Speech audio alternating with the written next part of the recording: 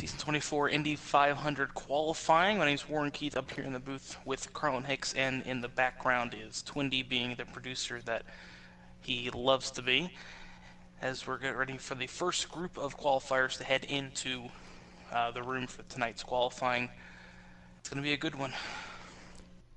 Yep, welcome everybody. Glad to have you here.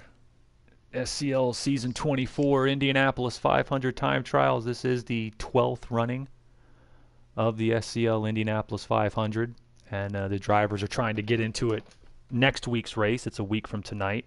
We will see the top 10 times will automatically qualify, and then the provisionals and bump day will apply to the final 5 spots. But the top 10 times will come in. If you would like to follow along, go to sundaycupleague.wix.com/SCRN. Go to the qualifying page. You'll be able to follow along with the live docs as we are watching them ourselves. But tonight we've got 22 names and counting on the docket for the SCL 24 Indianapolis 500 Time Trials. And I don't know, let's get some picks, Warren. Who do you think? Who's your pole pick here today? It's an interesting one. You get a lot of drivers who can easily win the pole. You know, some of the favorites might not show up tonight. So, you know, you got to be picky about what you want to pick. But, you know, I want to look back at the driver that the last 2-3 seasons at this race alone has really gotten better and better and better and better. And I think that's O'Brien. You know, he's shown speed. He's in the number 3 Pennzoil Chevrolet, filling in for Cold for the rest of the season in that livery. So, you know, I think he's got a good shot at the pole today. What do you think? I would agree. I'm not going to pick him as my pole, even though he's my driver, because though he got his first points win in Camel GT last week, he hasn't won in this series. But when I go for my pick of who I think can take it, I mean, you got to leave guys with the IndyCar resume of winning poles here. You got guys like Twindy, guys like Kipps, who's of course a 5-time series champ. But I think I'm going to go out here. He was the pole sitter last season. He's won the pole twice. He's won this race before, back in season 21. I'm going with D.W. McFreak from, if he's on our list, which I believe he is. He should be. He has won the pole before, won this race before. He's especially adept at putting up fast pole laps here. And I would think that he might be a possibility. Twindy, you got a pick? I've practiced, I think, with a vast majority of the field in Q-Trim, and I want to say, from the times I've seen, I think my favorite is probably going to be Kip, and as a dark horse, because I feel like I got to pick a dark horse, I'm going to go with One Shoe. He's had a lot more speed, and he's qualified really well here the past 2 seasons, so let's see. Yeah, One Shoe's definitely been, I didn't mean to do that right there, so I'll have to fix that later. But yeah, I would definitely say that One Shoe, he won the Marlboro Open at Daytona in season 23. So he's won in these cars before. It's tough to call here. You know how different it is. I despite my track record in this series, I know I'm not a fan. I've qualified on the front row here several times, never the pole. So I don't think I'm going to be a pole contender. But I would say you take Kipps, Twindy, Freak, and a couple of surprises. Zebra might be in there somewhere. And that's the guys I'm going to be looking at to possibly take the pole. But as I said, you've got 22 names and growing on the entry list here tonight. And only 10 of them are getting their guaranteed spots in. Among the drivers we know will be in the race, you know, Rita's got a past champions provisional. Myself, Carlin Hicks, is the current points leader. You can basically count on the fact that worst comes to worst, we're going to have provisionals. Beyond that, you really want to get in the top 10. And the best example I have 2 seasons ago, season 22, no less of a driver than Callie Vitals. He got bumped from the 10th spot in qualifying with 2 minutes to go in the time trials, and got bumped and then didn't make it through in bump day and missed the race. So a lot of good drivers are going to not only are they going to walk away from here without getting in the top 10 and have to stare down the barrel of, all week thinking about bump day, but there's good drivers that aren't going to make the race. Yeah, and before I head to the restroom, before we get going here, let's get the debate going about the middle of the group. The midfield cars that you might see tonight, and I think that's the big topic. You want to see your pole winner. They're going to be secured in, and a certain amount of drivers will be. But that bubble spot, that is the big ticket tonight. Because that can either get you in the 500 or put you at the bump day, and you got to get your way in just before the race next week. So that's a big battle going on this week. Oh, absolutely. There could be more than one spot coming out of bump day. It depends on how many provisionals are needed. Obviously, the much debated provisionals, but you put up a top 10 time, you're in good shape here. You got 3 rounds and it's 1 hot lap. I think the key is concentration. Some drivers are more adept in qualifying trim than others. I'm an example of one that's not. I'm the exact opposite. Myself and Rita here, who's rolling out now, are both race day runners. So qualifying can be a little tough, but there are some guys, like you said, Warren, middle of the pack that are on that bubble that I think their ability in qualifying will get them through. We'll let Warren use the facilities as our opening driver. The traditional opening starter is the defending Indianapolis 500 champion from season 23. It's from JME Motorsports. Rita St. James, she won the IndyCar Series championship last season in season 23. She won the Indianapolis 500, took 4 races in the 10-race schedule, did everything there was to do in the series, and led her team, JME Motorsports, to the IndyCar Series team championship. And she is going to be heading out here on the track for 1 out lap and 1 hot lap to open up the SCL Season 24 Indianapolis 500 time trials. As I said, this is the 12th running. The first Indianapolis 500 of the SCL was in season 13, and that race was run in July of 2014. And that was only half the history of the league ago, so gives you an idea how long we've been around. All right, we got Rita St. James coming out of turn 4. Looking to make her run. She's coming to the line and will take the green flag for her 1 hot lap, and the Indy 500 time trials are underway. Rita has been a middle row qualifier here, 4, 5, 6 range most of the time. We'll see if she can put up the type of lap time that will put her towards the pole. Has a past champions provisional pretty safely into this field, but we'll just have to see how that's going to go there.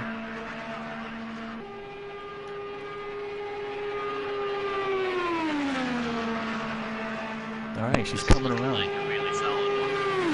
Yeah, it is looking quick as she comes down to the line. Rita St. James will post a 40.541, a steady time.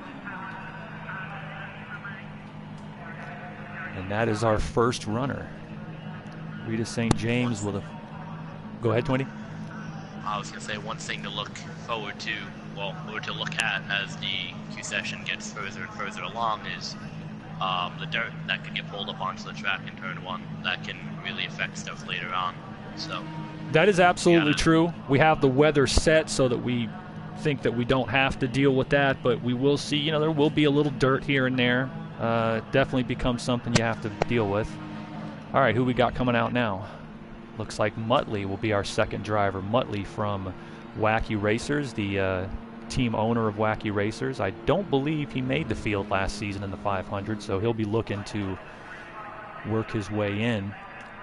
Let me pull up the IndyCar point standings as of right now, and I can give you some background data on the drivers. Muttley with 1 finish so far in the 3 races this season, 21st in points.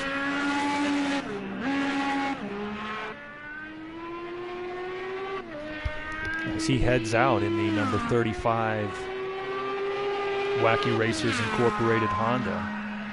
Muttley in his 3rd SCL season, the team owner of Wacky Racers. From down under in Australia, one of our many Aussie drivers. And Muttley, no provisionals here. He's going to have to work his way in on time with 40.51 topping the board as of right now.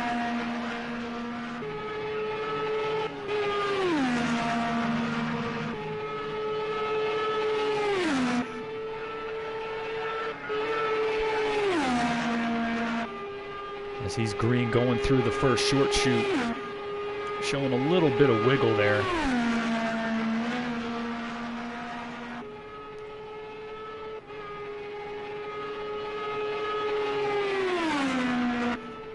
Does get out towards the wall. Can he get a good sweep through the 3 and 4 complex? Not a bad turn 3. It's a little high off the line in 4, which I believe is going to lose him some time, but doesn't look like a terrible lap for Muttley. Let's see how much he scrubbed in that first rough beginning. 41.288. Yeah, definitely could have picked up some more there. He's putting a lot of wheel into the car, and he's scrubbing way more speed than he need to off in these corners. Yeah, I hear that. So that puts him 0.7 of a second off of the top pole time as of right now, and that's going to give us, I believe, one shoe is going to be our next driver. Yeah. Warren, you back? Well, looks like we got one shoe from TOW Racing, a veteran of, let's see, he might be in his 9th or 10th season by now, one shoe. I believe he might be in his 10th season. Does not have a points race win in the IndyCars, but as we said, season 23 Marlboro Open champion during speed weeks. And a driver who has shown continual improvement. You know, there used to be a line of thinking that, you know, 2, 3, 4 seasons, if you don't show what you got at that point, that's what most you're going to get. One shoe has defied that. In 10 seasons in this league, he has gotten better every single season. He's gotten through the hardware and the software switch, and has just been, especially in qualifying, has been just continuing to improve. And I really do believe he's got a shot at a front row spot. I think he's just looking to get into the field here, as I don't believe he has any provisional points yet this season. Definitely not in the top 10 in points. But here he comes, our third car down the front stretch, and he'll be taking the green flag.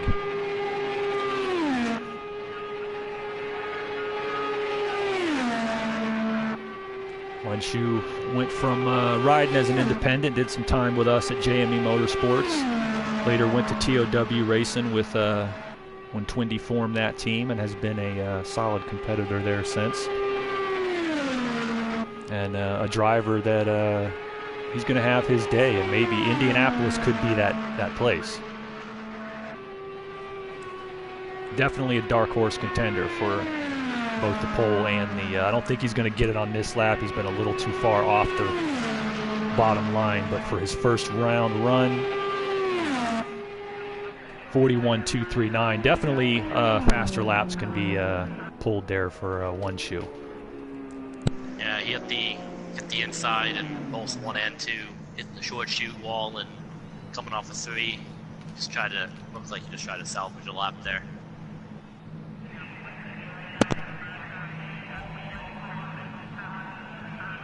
All right, who's next on our board?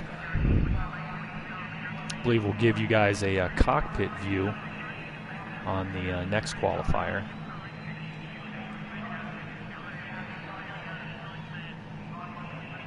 That might be it, actually. F1 hold. They're waiting to get F1 Racer Link, who obviously didn't use his invite.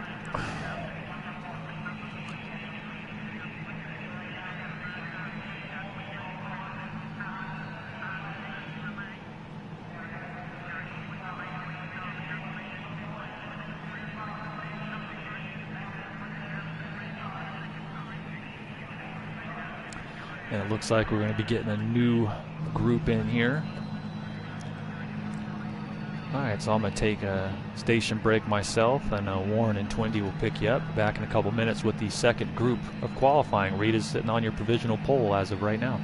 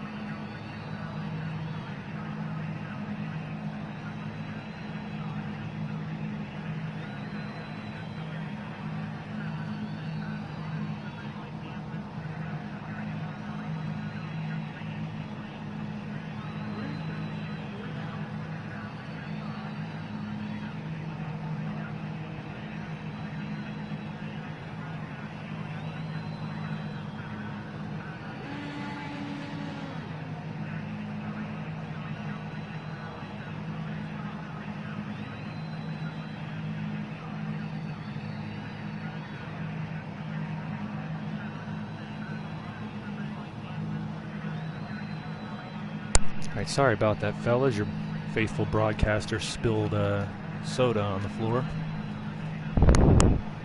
Sorry, other faithful broadcasters come back from taking the trash down, so it's fine. All right, let's get on the monitor here. Who we got on the track? It looks like Kip, huh? Kip's hitting the track right now. All right, let's go ahead and do a cockpit view here with Kip. Let's see what the Kipster sees. He is, of course, longtime SCL veteran. He is a 5-time IndyCar Series champion, Series 14 through 17 and Season 19.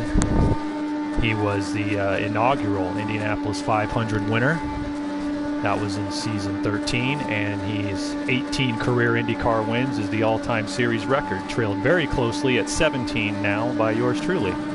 And I'm coming for you, Kip. All right, he takes the green flag. Good line in the one, down near the white line. Kip's the guy who taught me how to drive here when I was a rookie driver for Team Dana Moore. So he's going to go all the way out to the wall slowly. Then he's going to cut it. The weight of the wheel is going to move. You see that? Before the car itself starts turning, he orients the body roll. That's one of the keys. He's going to get it all the way down there to the white and just let it roll off the corner. And on the last lap here, he's going to cut it down low. And run a 40.50, and that's going to put him on top of the chart. Not a surprise there, but that was a classic Kip lap, no doubt. Yeah, very conservative, no doubt about that, but also very quick. That's what Kip does best. He's conservative yet quick, and that's what makes him dangerous in a race. So. Oh yeah, Kip's the definition of consistency. Take it from the guy who's been chased him in IndyCar for many, many seasons. Even when you beat him, he's right behind you and loses 2 points. You know, so that's the problem with Kip's consistency. He doesn't give you if you have a bad race, he doesn't give it back to you most of the time. So that's the tough thing about racing with. He races for the big picture, bet as good as anybody in the history of this league. He is, of course, an SCL Hall of Famer. Inaugural class. Absolutely. And I mean, now with 2 hours and 9 minutes and 47 seconds on the clock, we're looking to see what we got here going next in our group here. But, you know, going back to that lap, you know, a couple things if you're watching this broadcast, definitely to take note to. You know, you don't want to pinch it down too much, so you're going to scrub speed. And, you know, interesting line off turn 4 for Kip. You know, he brought it back to the wall on exit and tried to keep the straightest line he could by cutting that track into a diagonal line straight to the wall on the inside. So I'm going to see if many more drivers do that. That's a very interesting line. So a lot of things going to be learned tonight on this broadcast. He gave me food for thought there, because what he did is he came off of turn 4 and decided, you know, since it's a home straightaway and you're not in a race, he didn't fight the stagger. He went ahead and let instead of fighting the stagger, he let the stagger roll to the inside wall. And maybe that was the difference with his, you know, 4/100ths of a second with Rita. If you see me do the same thing on my run, you might, I would be taking it directly off of Kip there. So we'll see if that works, but. That just comes from years and years and years of experience and seasons of experience, nonetheless. Oh yeah, absolutely. Kip knows how to get around. He'll be thinking about just getting in the top 10 and locking his way in, but I think he's going to be up near the front. This is only the first round of 3 in qualifying. These drivers have 2 more shots after this, so we'll see how it goes. As of right now, he is on the pole. If those of you who are not following here on YouTube, go to the Sunday Cup League website, sundaycupleague.wix.com/SCRN. You go to the qualifying page, there'll be the live docs. It's a few minutes, 4 or 5 minutes behind us here on the broadcast, but it'll give you an idea of how things are looking. Those of you watching that are curious, I will explain the qualifying, the time trials procedures here for Indianapolis, as we got another car heading out here. Who is that? It's either is it Dan? It is Dan. All right, it looks like a rookie driver, Dangerous Dan, I believe, is going to be coming out. Dangerous Dawn. Dangerous Dawn. Yep. Dangerous Dawn, yeah. He'll be making his first run here. Rookie driver, first crack at this. But yeah, the qualifying procedures, guys, the top 10 times from tonight are locked into the field. We then have 4 possible provisionals, and there's 1 guaranteed spot that comes out of bump day prior to the race. And I think somebody else is running. Yeah, correction on that. Flat Out just went out of his pits, so he is the next car, it looks like right now, up on the speedway. All right, Flat Out is another rookie driver. So as of right now, Flat Out, Dangerous Dan, these are some of the Indy 500 Rookie of the Year candidates. He's in the rookie Honda, the independent Honda. And this, as I said, his first crack at the SCL Indianapolis 500. Yeah, got a lot of rookies this year, and a lot of rookies going for their first Indy 500 qualifying. A stat I heard earlier, made by a couple drivers, that I'm actually going to think that might happen. We won't see a new track record tonight due to the fact we're only doing 1 hot lap, so your speeds aren't going to be up there like last season, but definitely food for thought that cars will be a little bit closer this season. I hear you there. It's going to come down to thousandths of a second in a lot of cases as Flat Out takes the green.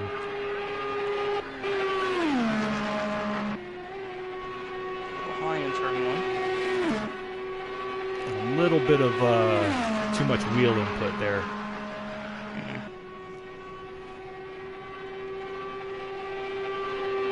Needs to smooth out his steering settings on this thing. Really high in turn 3.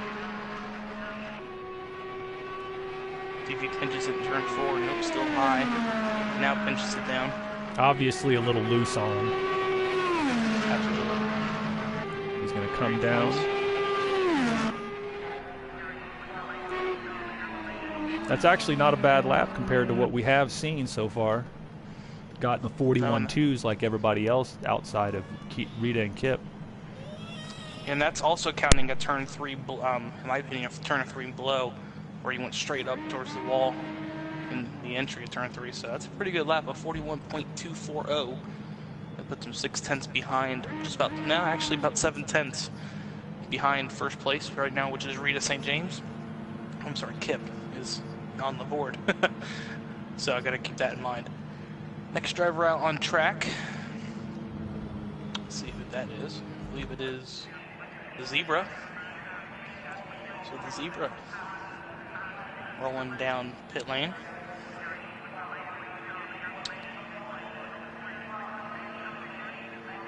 Being on the pit limiter there, he'll turn it off and he'll hit the high banks. High banks. 9 degrees. Just banked in that for these Indy cars. Zebra, 2-time winner in the series last season at Long Beach and Willow Springs. Rookie of the Year in the Indy cars last season. Yeah, so he knows how to get around here pretty well. He's definitely developed into a better racer. His cap is a little higher than some who joined the league, so he's got a lot of stuff to learn yet, but definitely going to try to get a good lap here. Yeah, definitely going to try to get a good lap here. He heads down for the green flag. There it is. See how he does in turn 1. Nice and low, low and good. Down the short chute. Into turn 2. Pinches it down, runs that white line. Very nice. Comes off turn 2. He's going to ride against that wall. Don't want to fight the stagger off turn 2, because you'll have a shallow line in turn 3. And there's turn 3. Good line, pinches it down midway through. Now turn 4. A little high on entry. He fights off turn 4. So he lets the stagger go. No, he fights it. He'll come to the line, and he'll cross the line with a 40.539. So 300ths off Kip. That slots him into 2nd place on the charts, I believe. Next car should be Dangerous Dawn. Indeed it is.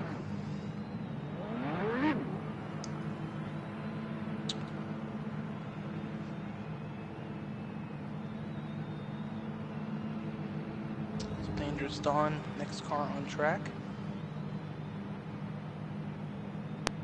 Okay, so looks like a good lap time for Zebra. Who's coming up next? We've got Dangerous Dawn on track, or on pit road. All right, another rookie driver. Don't believe he's supposed to be in an independent livery, but we're not going to kill him for that. Yeah. Makes it 500, we will. We'll definitely get him the right car. Yeah. Using a borrowed car, obviously, for his qualifying run, but another rookie driver. Definitely going to be a heated race for Rookie of the Year this season in the Indy 500 and in the series itself, to be honest with you. Oh, absolutely.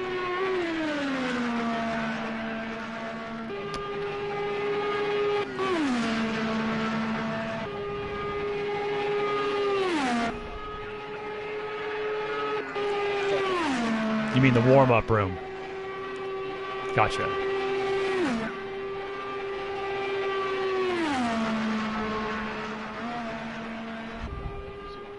Gotcha, yeah.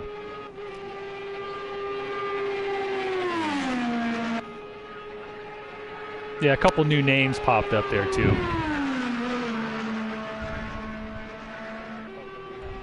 Yeah, you saw they came up on the active drivers list. It's Sea Foggy, and Jimbo Jr. All right, there's a time for Dan. Yeah, you probably saw it at home watching while we were trying to get that fixed. A lot of steer input there on Dangerous Dawn's car, so scrubbing off a lot of speed in turn 3 and 4 that last lap. That's really what it boils down to, getting that steering dialed in. You need it sensitive enough to get through the corner, but not so sensitive that you're oversteering the car on yourself. That's especially what's pulling these guys off the bottom line in the apex. And it definitely cost you time. Okay.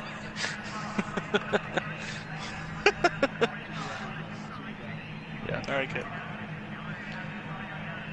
All We right, should have so an instant replay button. That'd be really nice. But it looked like, I'm looking back on the stream here that I have on my phone. He tapped that concrete curb on the bottom left of the track in turn 4, and that really killed his lap. Who was that, Zebra? No, Dangerous Dawn. Dangerous Dawn, yeah. As of right now, Kip's still on the provisional pole with a 40.500 flat. We're still in round 1 as the next group is preparing to be called in. We'll see them as they pop in here from the main lobby. You and me are in the same group. What group are we in, 3? I think so. They'll let us know when it's our turn. They better. I'm not. I mean, what are they going to do? Yell at us through the microphone? Hey! I wouldn't be surprised. Looks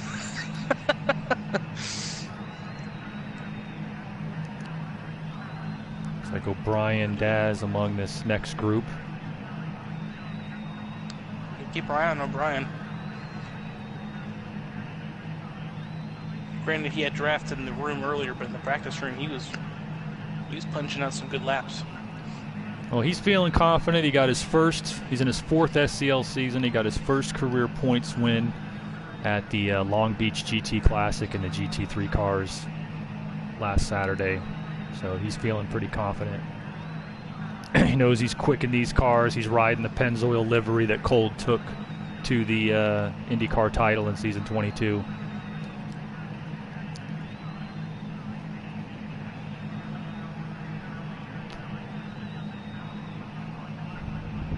I believe he's ready. We'll see what he can pull out right now.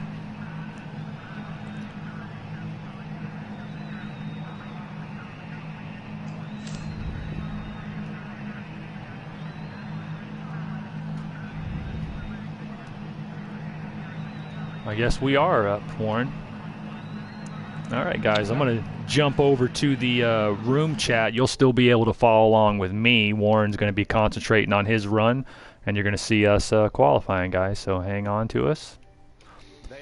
All right, we're in the room now. So we're the next group. All right, yeah, just holler at us when it's time. We'll go back. All right.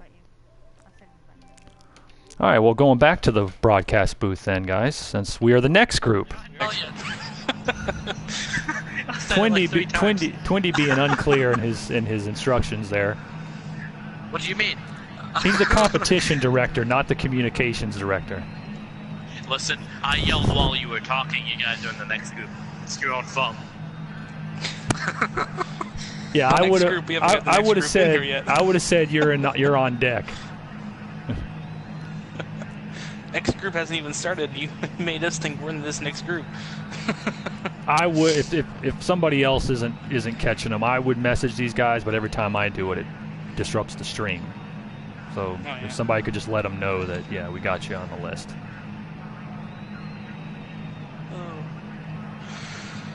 I'll do it from my phone, I guess. Twindy, ask Rita if she's got all those people that have been getting on the list. Kips might have missed them, but I think Rita probably saw them. I think Kip got. I could be wrong. All right, let's get into the monitor and see if.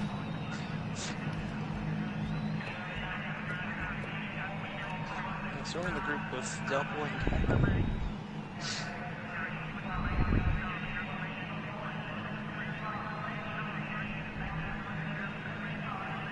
Cat guy having some mechanical issues down there in Gasoline Alley. Hell of a time to have that here on the Indy 500 time trials, but here's in our group. The group we're waiting on is Dez, O'Brien, Shano, and Roasty. Yeah.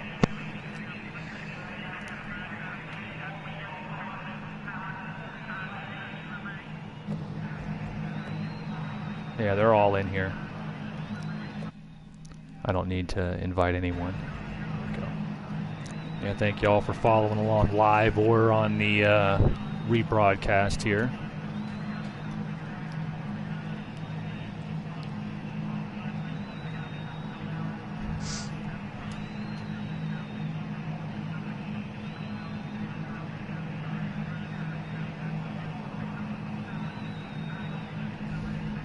All right, I'm just going to have to, if nobody's catching them.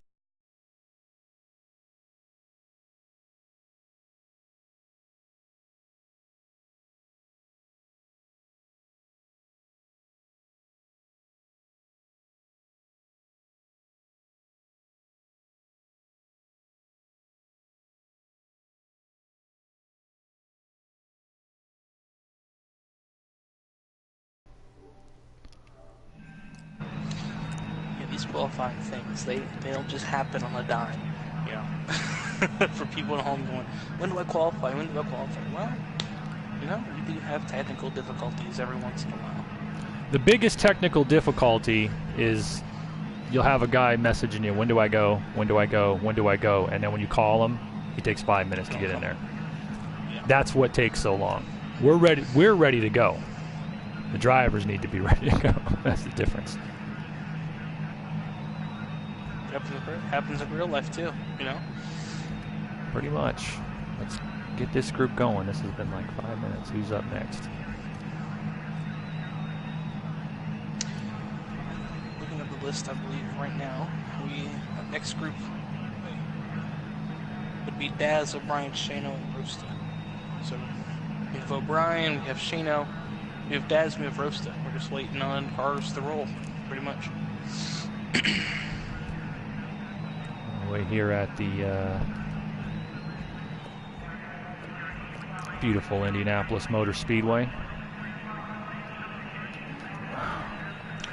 An engine revving here.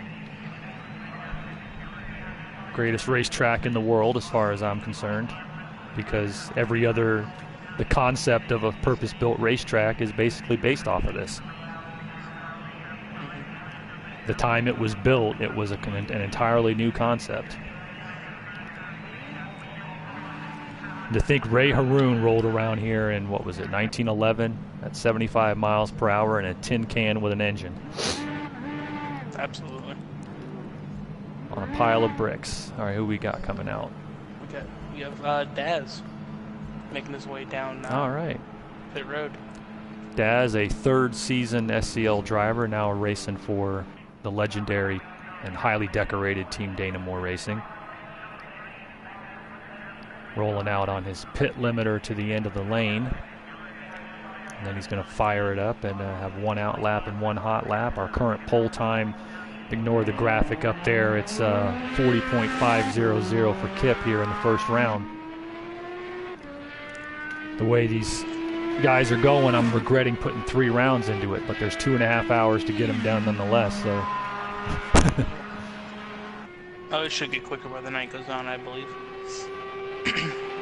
Daz, a solid driver, one who is just waiting to get up. He's an occasional top 5 and podium finisher. He's waiting to push into the up into the top of the podium, but I definitely think he's a dark horse contender next week. Oh yeah, he's never been the best at qualifying. I'll be straight up with it, but in the race, he's really good at his racemanship. So if he can just get an okay qualifying position, he should be good in the race. Yeah, and ever since signing with Team Dana-Moore, signing with Team Dana-Moore was he's going to get the best help that you can get, and I expect, being a driver who came through that system, I tell you, he's just going to keep improving and improving if he puts it to use. I believe he will be in victory lane somewhere, and IndyCar Series is a distinct possibility. He runs well on the ovals and the road courses. Have to turn 4 exit wall. That's not going to help his top end to the line. But a good lap time. Yeah. That's 3rd overall, I believe, right now. Yes. Yeah, I believe that's 3rd overall, and good job there for Daz. That's behind Kip and Zebra. All right, next up is... Should be Shano, I want to believe. No, O'Brien, I'm sorry. All right, here comes O'Brien, from 3rd season driver from JME Motorsports, fresh off a win last week in the Camel GT Series at Long Beach for the GT3s, and he's going to take the fabled Pennzoil JME Chevy for his first lap of the Indy 500 time trials.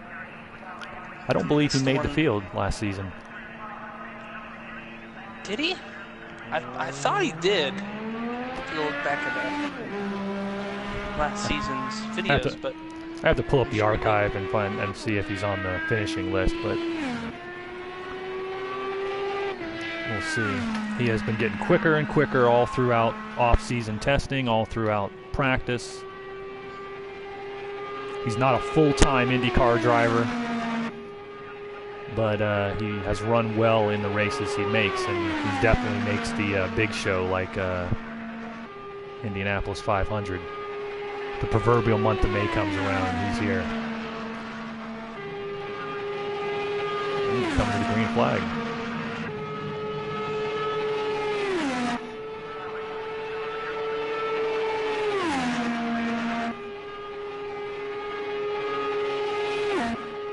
Got a very good floor speed, right in the groove, not as low as you can get, but a very comfortable groove. Just straddling that black rubber that's been laid down for us. Right, coming through 3 and 4, good entry to 3. He's not scrubbing a lot of speed either. He's keeping a lot of speed in that car. I believe we might have something here. Definitely in the 40s. 40.586, good lap time. Puts him 5th overall, I believe. Yes. Solid time. That's about we'll what that's a how time I run later. it. Yeah. Yeah. It's about how I would run it. These 1-lap runs, that might be a bubble time. We don't know. You know, that's how close the field is this season. That 1 hot lap. All right, who we got there? That's Shano. All right, Shano Kano from Renaissance Racing, another third season driver. What's the big race he won recently, Warren? I know he won the pole at Le Mans and last season, but he won something. He won Bathurst. That's right. He won the Bathurst. You're looking at the season 24 Bathurst 500 champion. That was a hell of a race. That really was too. He was definitely. He's an Aussie driver, I believe, and so yeah, he.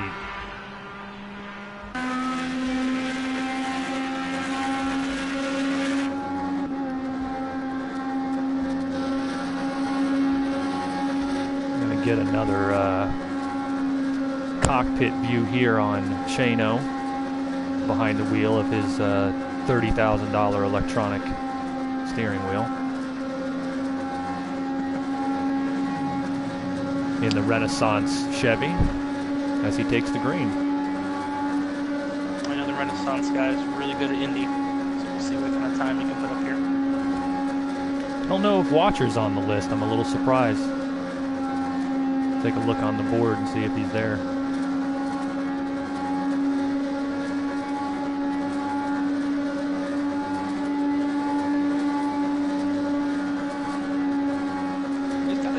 Going here, a little high on 3 exit. Good 4 entry. Good 4 exit. Taking it down to the inside. Good middle time here. Let's see. Not bad. Probably not quite as quick as he wanted, and he's definitely has the potential for quicker. But 40.60 is it's hard to tell. Time. Yeah, might be near the bubble, might not be. Right now it's 6th, I believe. Yep, it is. That leaves Rosta. All right, Rosta from Benson Speed Equipment. He'll be in the, is he in the 26 or the 28? I believe he runs the 26, and right now he's in the 28. yeah, he's in the 28, the DHL car, that's right. So Rosta will be in the 28 Honda for Benson Speed Equipment. Now in his 3rd season, been a part-time driver his whole time in the SCL, but Jesus, guys.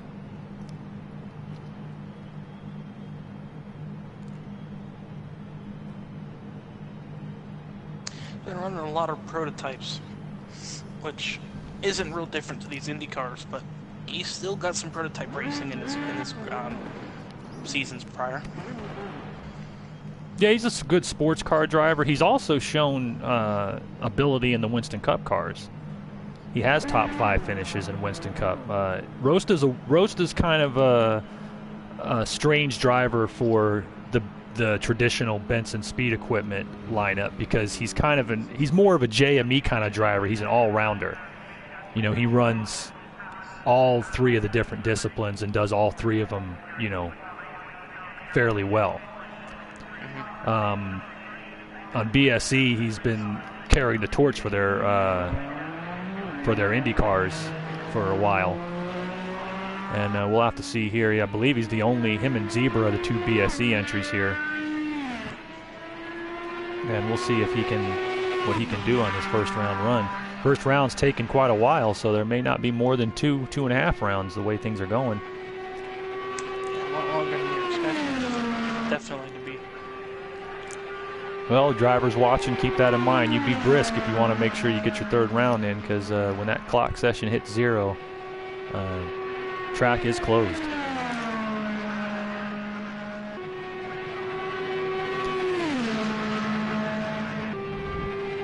As Rosta takes the green.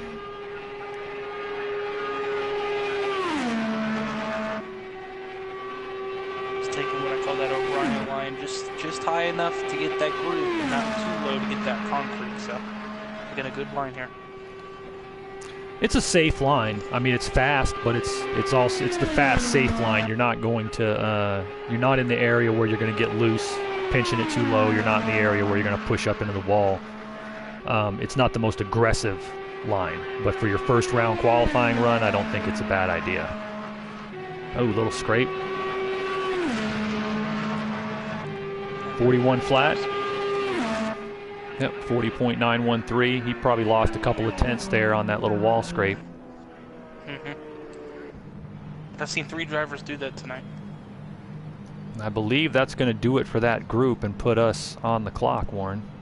So let's go ahead and jump over into the game chat. You guys following along will still be able to hear me. I'm first to go in this next group, so I'm going to head over. Yep. All right, see you in there, guys. I think Carlin. Carlin, are you in the room? Yes. Yes. Does he need to be invited now?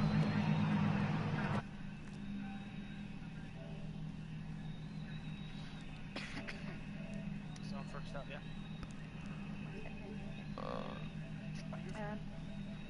What? Yes. What car did you say Rose to just go? 28. Okay, that's fine.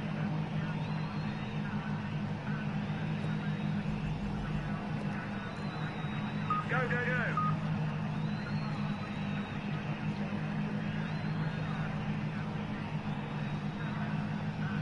Damn it, what the hell? Yeah. Hold court for us and warm up, and we'll catch up with you on the next round. Let me pull up the new dock.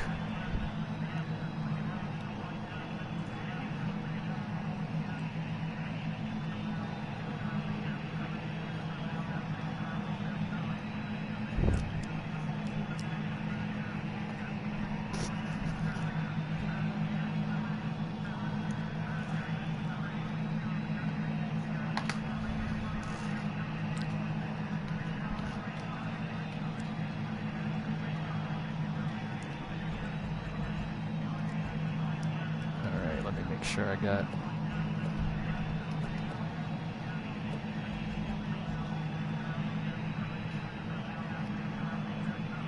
one out lap and then one hot lap, guys. You're gonna do like she said, the out and in. Roll it out of the box, hit options, return to pit box, and then you'll be free to go. Go, go, go!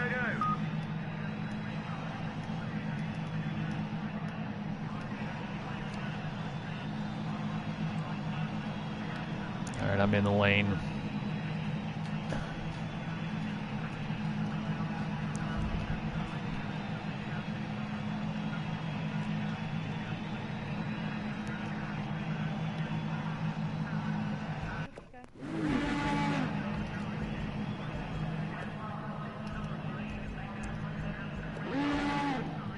All right, I'm on deck. I'm on camera here for the broadcast, though, for Warren from Sega Keith Motorsports.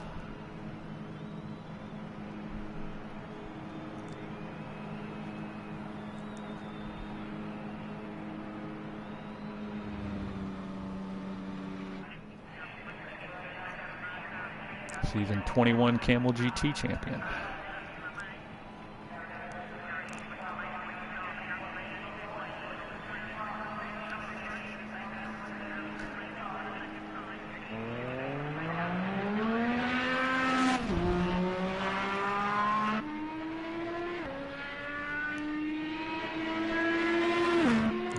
Warren's out for his hot lap. We are still in round 1 of 3, guys.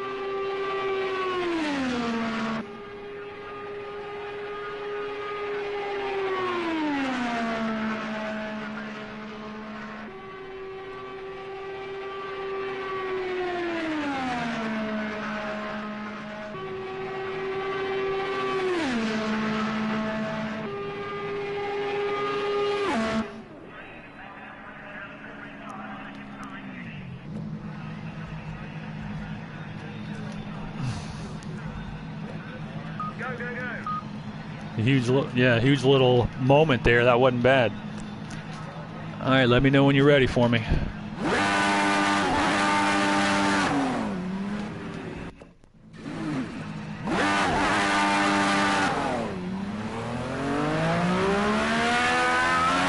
Yeah, I got you. Sorry.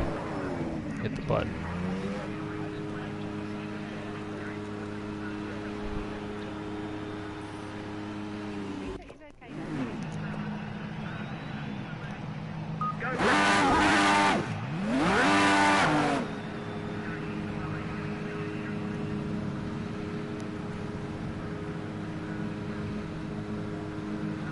We're hitting the wrong button for roll bar to do the roll bars, and I'm trying to hit the pit road speed limiter.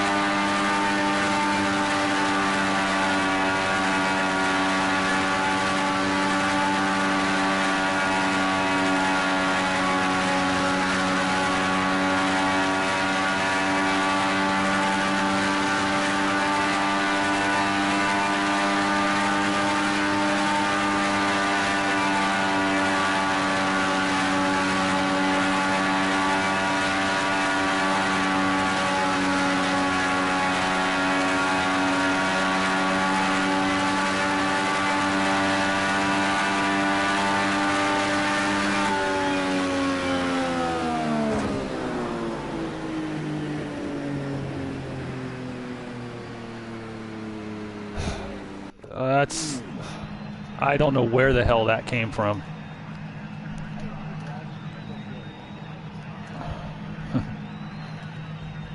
All right, back onto the monitor. All right, I'm going to head back to the broadcast, guys.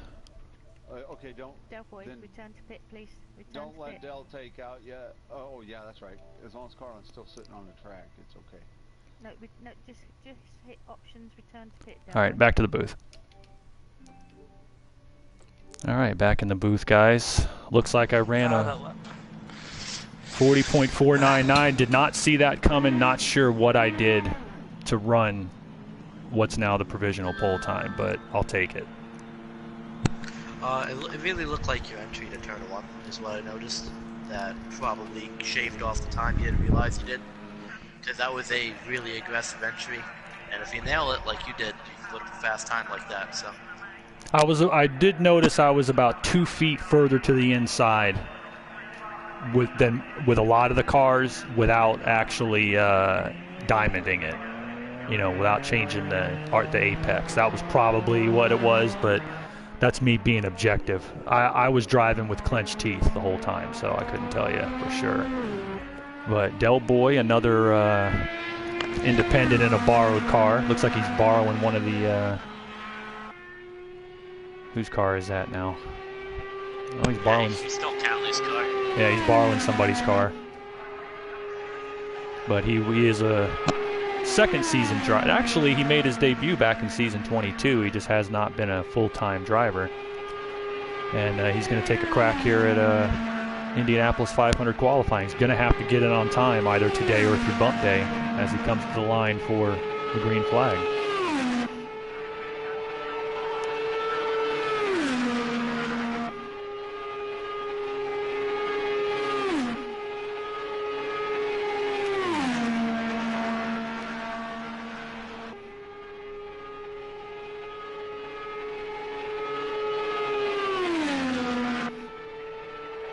Dale feeling out the car a little bit, you can tell, going high through 3 and 4.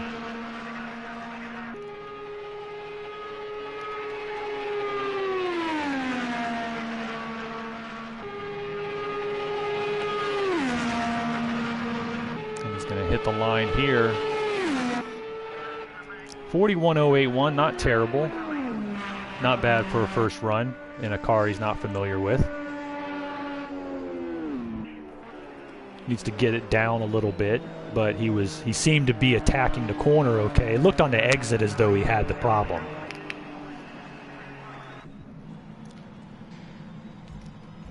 And I believe that's going to bring up Cat Guy from TOW Racing. Yep. TOW, of course, has an IndyCar championship with Twindy back in season 21.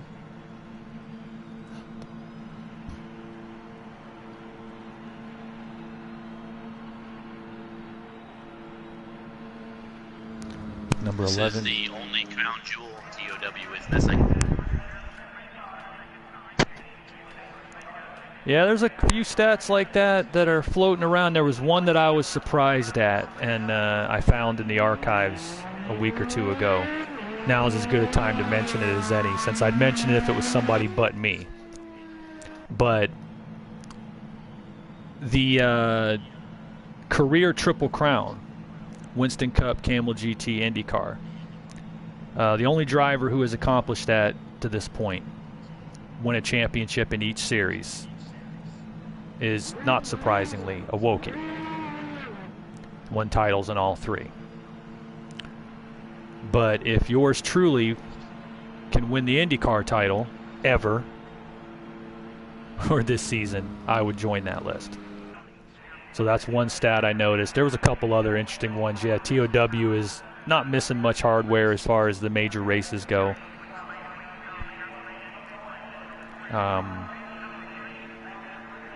Had a few stats that I don't have my notes in front of me right now for, unfortunately. But Just filthy in that turn 1, and I hate that.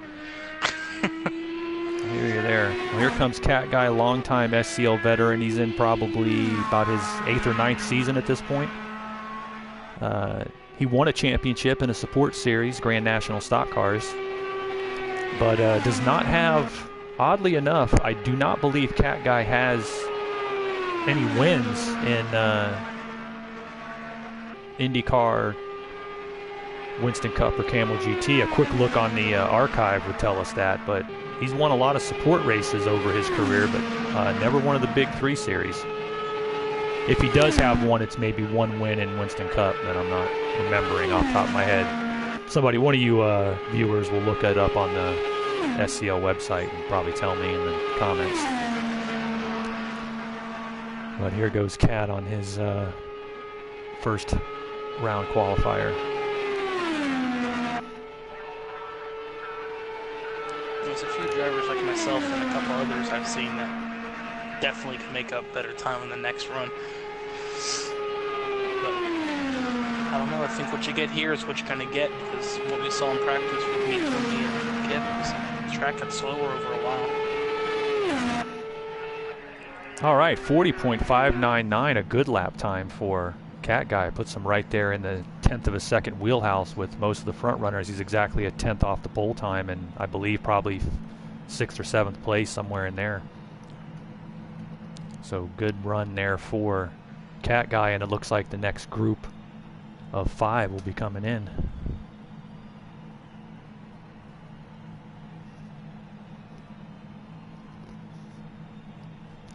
All right, I'm gonna take a 2 and be right back with you.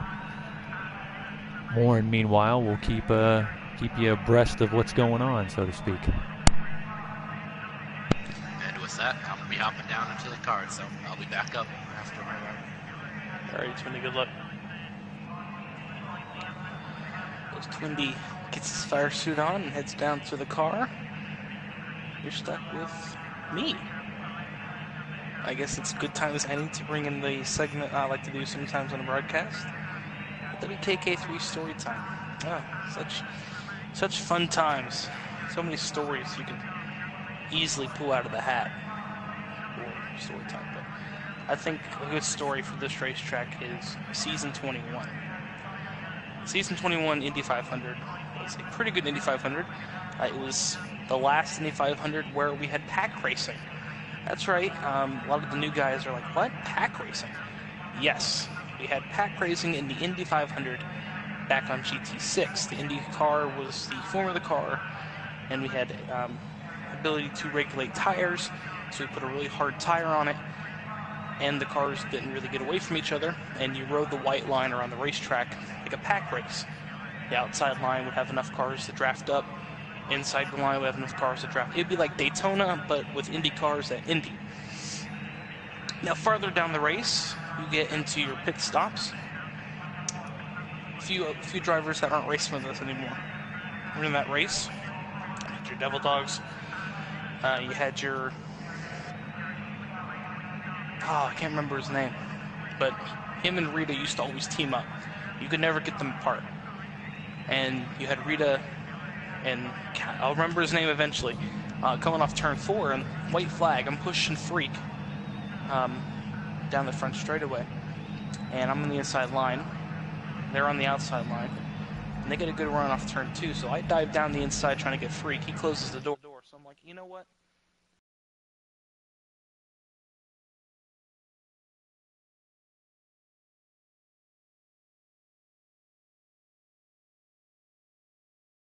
When he came off turn 4, it was one of the most nastiest blocks I've ever seen in SCL competition. Just threw it to the wall off turn 4.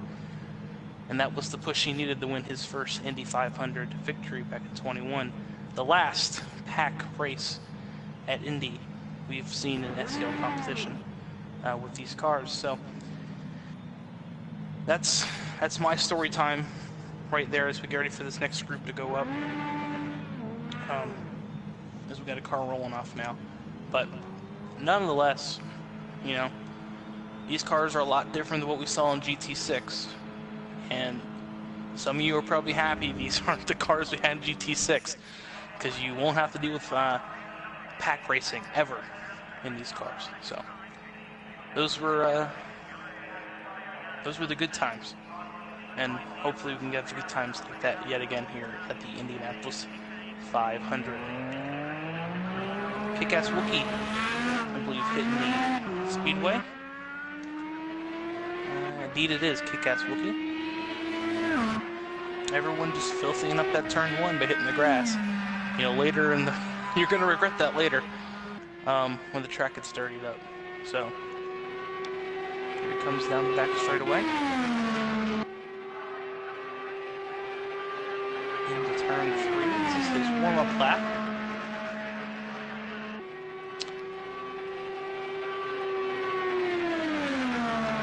Come off turn 4, and he will get the green flag to start his time lap here at Indianapolis. First time, I believe, here for Wookie. So, steep learning curve ahead of him here. See how he does. Turn 1 looked pretty good. Turn 2 looked nice. Good line through turn 2. See the terminal velocity down the back straightaway. 231 miles an hour.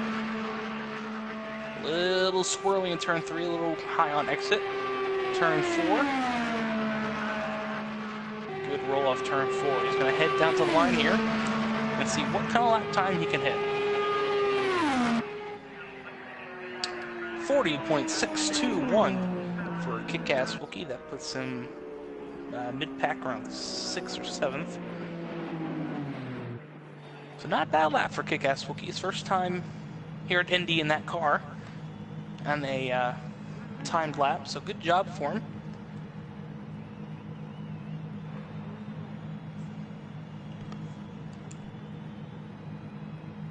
As we get ready for the next car to head on track. I believe that might be Progar. I'll double check that real quick for everyone at home, or waiting at their desired location for the next round to pop up. The next car is Twindy. My mistakes. As there he is rolling down pit lane. All right, let me tell you about the science experiment I did, Warren. If you're boiling water to make coffee, you have to turn on the stove. Room temperature will not boil the water. Oh, dear. It won't boil the water at any sort of timely period anyway. So now I got that boiling. But anyway, I wanted to catch Twindy's run here because Twindy could definitely knock me off the top of the charts. Oh, yeah, absolutely. Twindy, of course, season 21. We're in season 24 now, those of you new to the show. Season 21 IndyCar Series champion. He's now in his 9th SCL season. He's won, I believe, 6 career races in the IndyCar Series. Never the Indy 500, but, of course, season 21 was his big one. He took 5 out of 8 races that season. Clinched the title with 2 races to go. He was utterly dominant in season 21 and has not won in the IndyCar Series since, actually. It's funny about that because I was just giving a little story time in between the groups here about season 21 and how that was the end of an era of the pack racing at Indy. And Twindy was pretty good at that as well. Yeah, it was D.W. McFreak who won the Indy 500 that season. Twindy won just about everything else. He was dominant from the word go, and we closed the book on those. He catches the wall.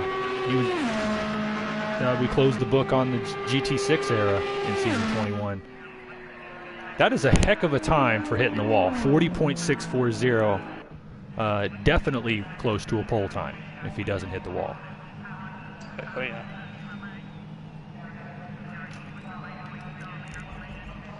Yeah, but those days in GT6 were crazy. I was just telling them the pack racing.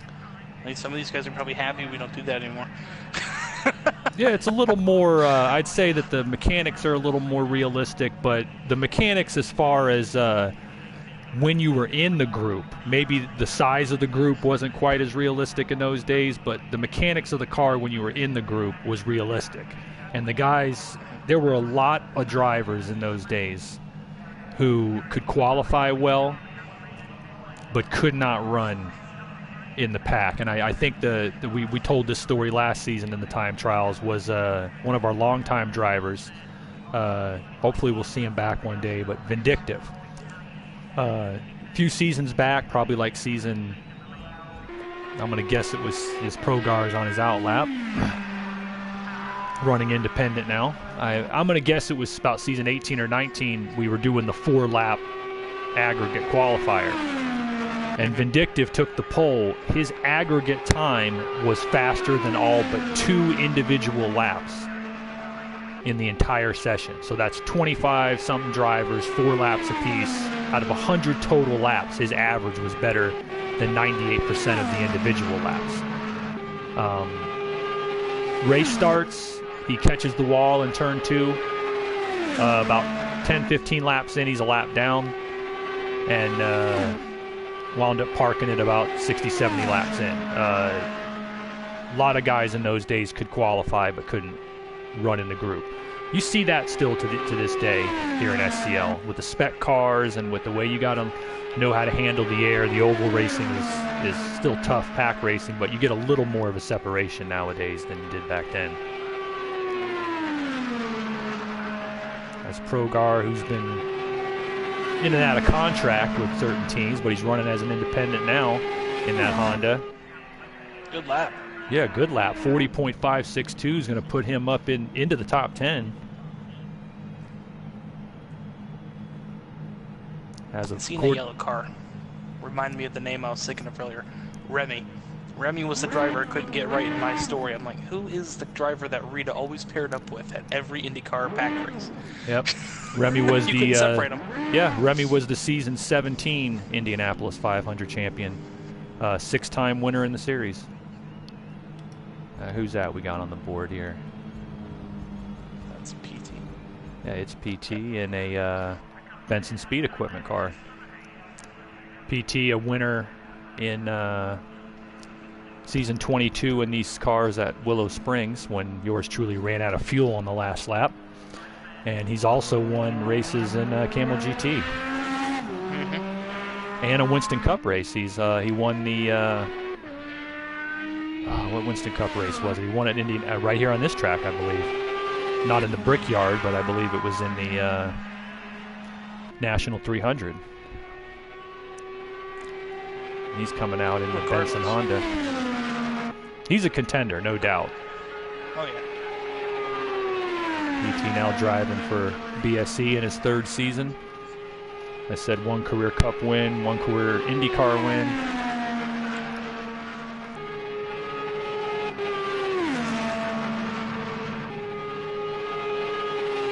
Takes the green flag. He's bounced around a little in his 3 seasons. Ran as an independent, ran briefly last season for Renaissance. Took a, a little high there in turn 1. Took a full-time ride with BSE, which you can't blame him for, long-established team.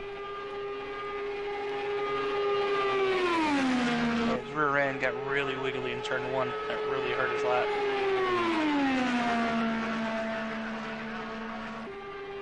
Really high on there, too. Oh, he touched that concrete. Oh, just about nailed that wall. Might have scrubbed him a little here. Let's see what we got. 47.62. Good looking lap, but yeah, the mistakes there definitely cost him. I hope he moves the back of. Okay, there we go. All right. Well, while we wait for the next group to get in here, Warren, I'm gonna finish making my Java and be right back with you. Gotcha.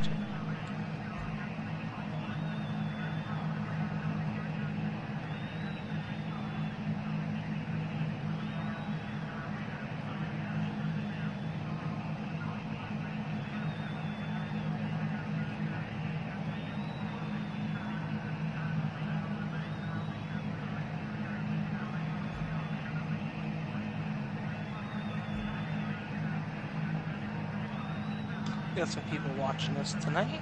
If you're watching us, let us know how you're doing, what you're up to. We're waiting for qualifying, or even if you're not waiting for qualifying, you're just trying to tune in.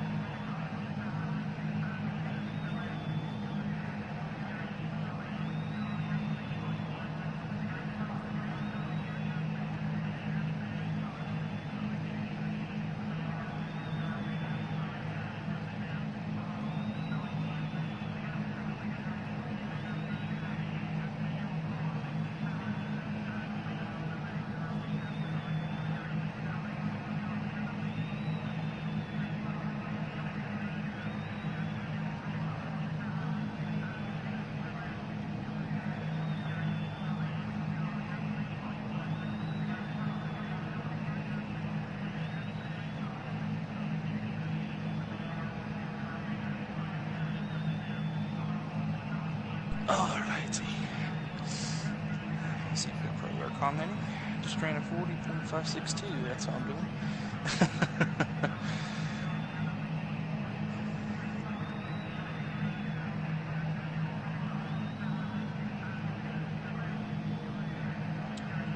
Just waiting on the next group to come in. If you're just tuning in. If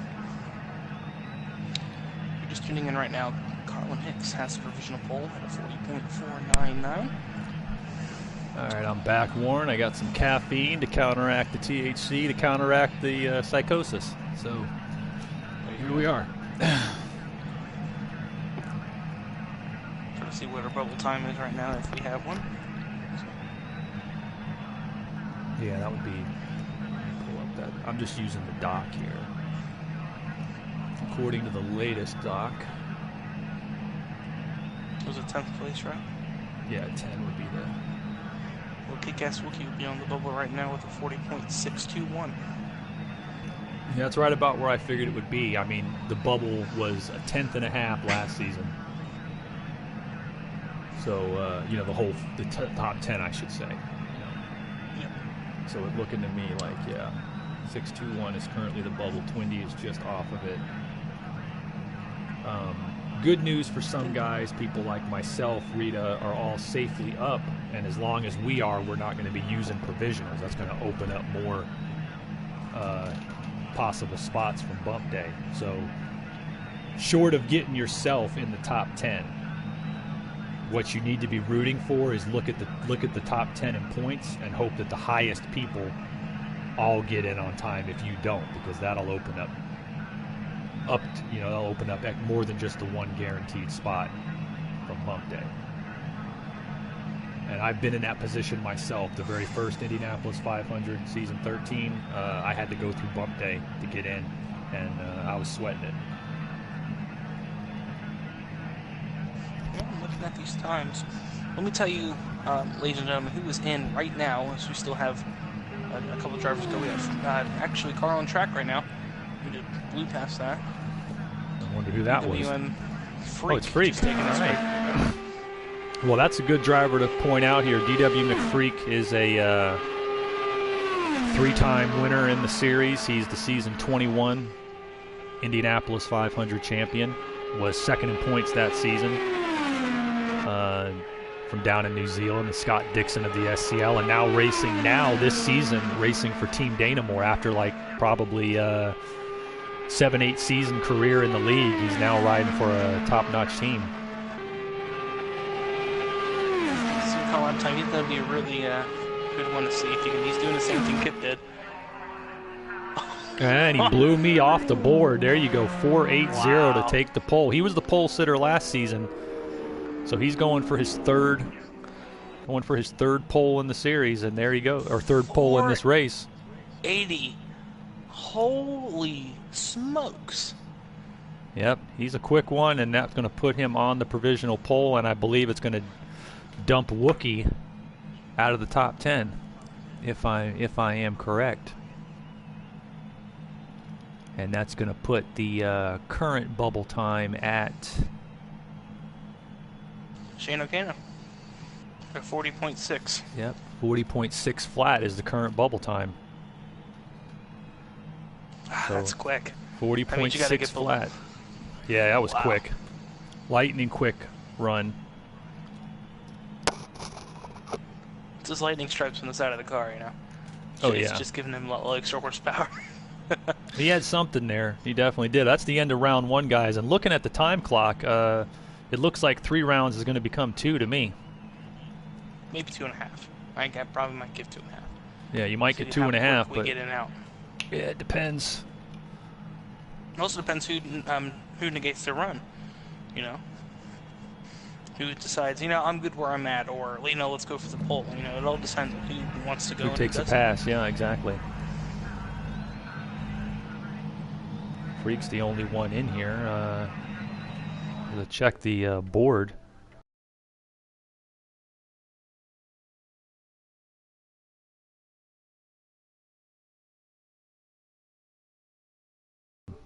Let me hop in there with them real quick and see if I can sort it out. Who are you guys looking for? John Dog, Foggy, Jimbo? So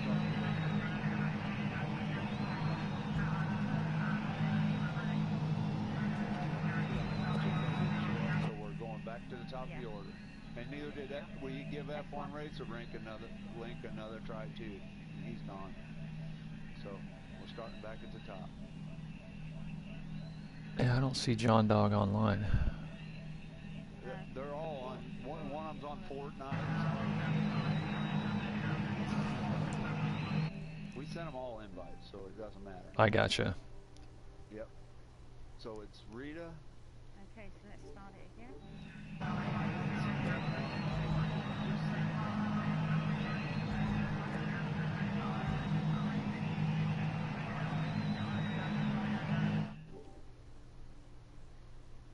Rita Muttley wants you.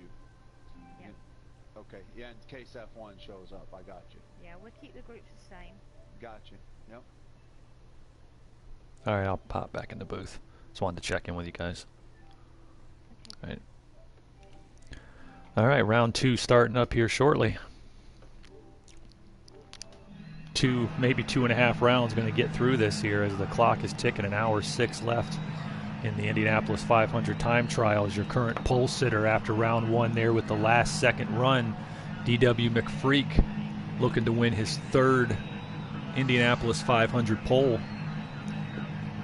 Posted a blistering 40.480, and he is currently topping your list. The bubble spot now, guys, is the 40.600 of Shane Kano. So Shano's sitting on the bubble with a 40.6 flat. That's the time you need to get on your second round to bump his way out. Remind you guys watching, those of you who do not make the field on race day next week, there will be bump day qualifying. A minimum of 1 available spot will be coming out of the bump day qualifying. That'll be 6 p.m. Eastern, 1 hour before the race start time of the 500. So there'll be 1 and possibly more spots coming out of bump day. So if you don't get in the top 10 today, practice all week. And between that and the alternates and the possibility of people dropping out, there's a good chance you'll get into the field. And it looks like we've got our field ready to go, and it's going to be Rita St. James once again. Let's give the defending series and race champion an onboard here in the cockpit of her number 2 JME Dallara Chevy. She was the winner of, as I said, both the series and the Indy 500 last season, season 23, looking to repeat. She's currently sitting, if I can get an updated list here, I'll tell you.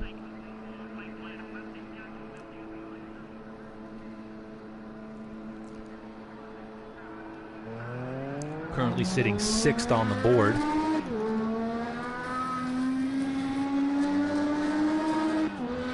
And we're on board with Rita. We said took 4 IndyCar Series races last season. She has 5 career wins overall in the series. Now in her 8th SCL season. And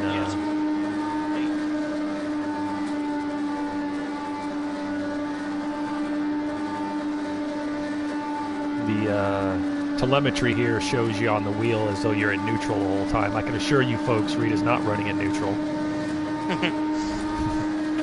You can't quite get up this much momentum from the push of your pit crew down on pit lane as they're leaving the pits. 2 fat guys on the wing don't provide that much. Rita deciding to go with a short line here. Then she's taking it back out. There's a strategy there. The idea is to not fight the stagger if you don't have to. But we'll see if it works out. She cuts down to the inside wall. That change in the air, I think, affects the car. And she did not better her time, so she'll sit on the 40.541 that's got her in 6th place as of right now. And that'll be it for Rita St. James in round 2. May being that she's at the top of the queue as defending champ, that she'll get a 3rd run, but given the time on the clock, maybe not.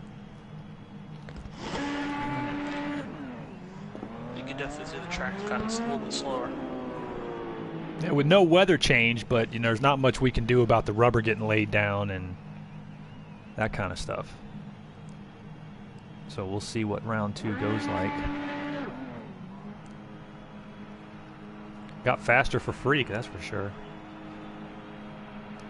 All right, Muttley. I don't know if I got slower necessarily. She was only 4/1000ths off, and it was all lost in 1 and 2. So she might be quicker. She matched her backstretch and 3 and 4 time in the last lap. So. And we've been all clean so far with the setups, right, Twindy? Nobody had an issue. I figured. All right, Muttley's first lap. 41.288. He needs a nearly 9/10 of a second improvement to get to the 40.60 that is the current bump time.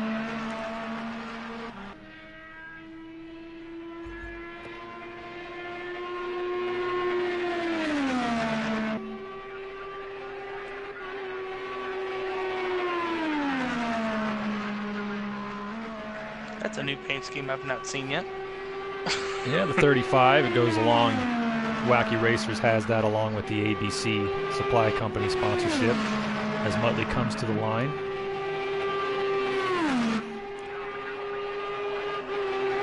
Takes the green.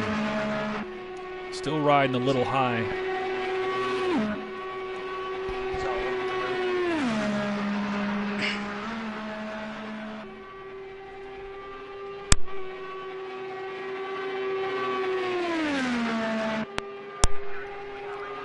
Just not quite dialed in on the steering of that car.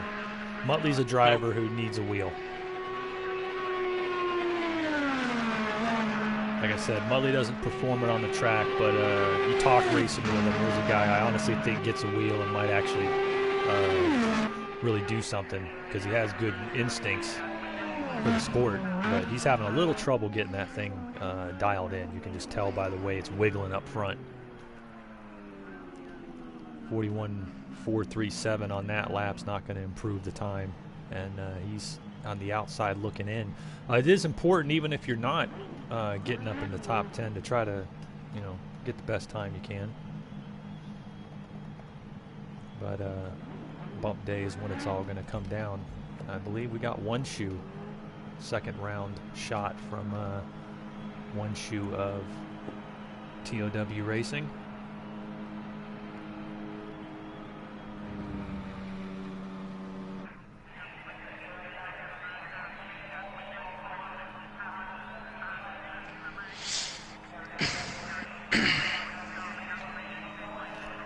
Currently, as I said, 40.6 of Shane O'Kano is on the bubble. The first run for one shoe was a 41.239, which has him currently 17th on the board. He needs a big improvement. I think he's capable of it. One shoe, a long-time racer. He's in about his 10th season now. Been with TOW for the last few seasons. Used to run for JME Motorsports before that.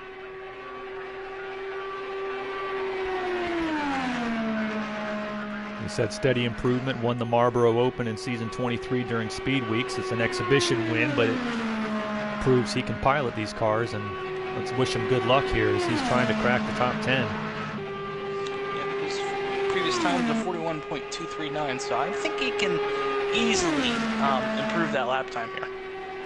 I definitely think he's capable of breaking a 40.6, which is what it's going to take right now. I have no doubt he can do it. It's whether he can dial it up here. He's also, even if he does not get through the field, however, though, one shoe's a guy among the field left that would be coming through bump day. He would be one of the front runners for that. But you don't want to, you might not have more than one coming out of there, so you don't want to leave it to that for sure.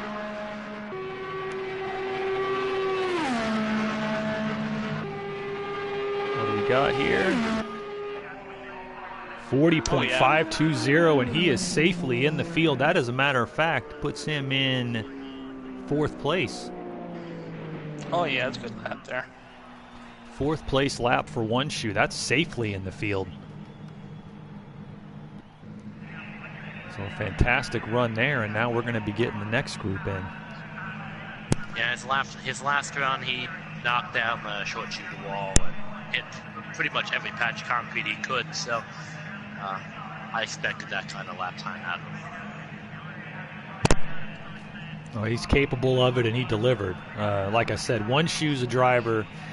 You know, when I signed him to JME probably 5 seasons ago now, it was, you know, there were people that asked, would you use a roster spot on a guy who hasn't put up the numbers on the track? And my attitude was, I can tell a guy who has the room for improvement. And one shoe's gotten steadily better every single season he's driven in the league. If there hadn't been a hardware-software switch in season 22 when we came to Project Cars 2 and PS4, he would have won his first points race. If we had gone one more season on GT6, he would have won his first points race. I have no doubt in my mind. So he's been steadily improving, and I'm not surprised to see that out of him, by any stretch of the imagination.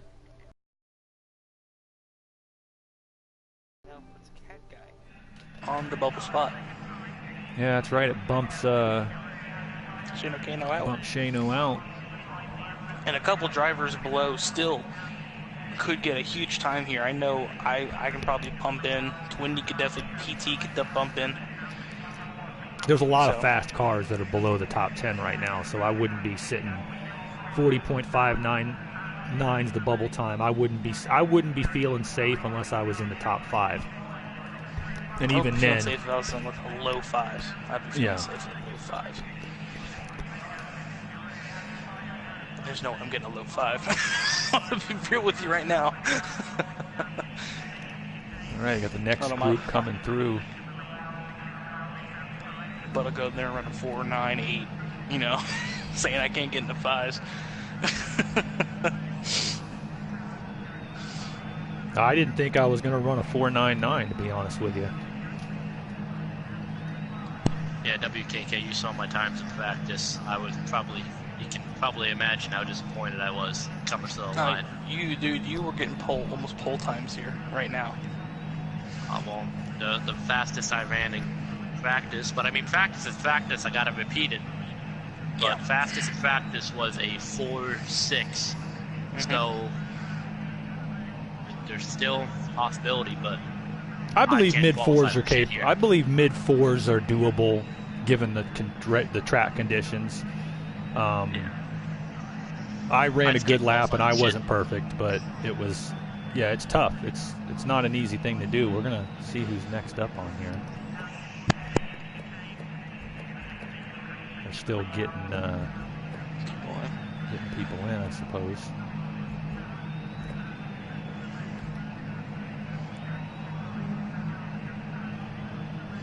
Let's see who's in this next group here.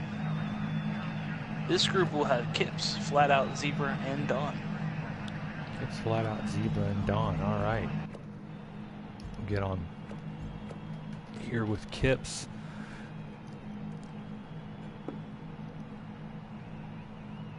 Go ahead and take this time to plug the events tomorrow night, Warren. Yeah, tomorrow night. Very interesting field of events tomorrow night. We have the Texas Roval night since, everyone else is off this weekend except for IndyCar here at Indianapolis.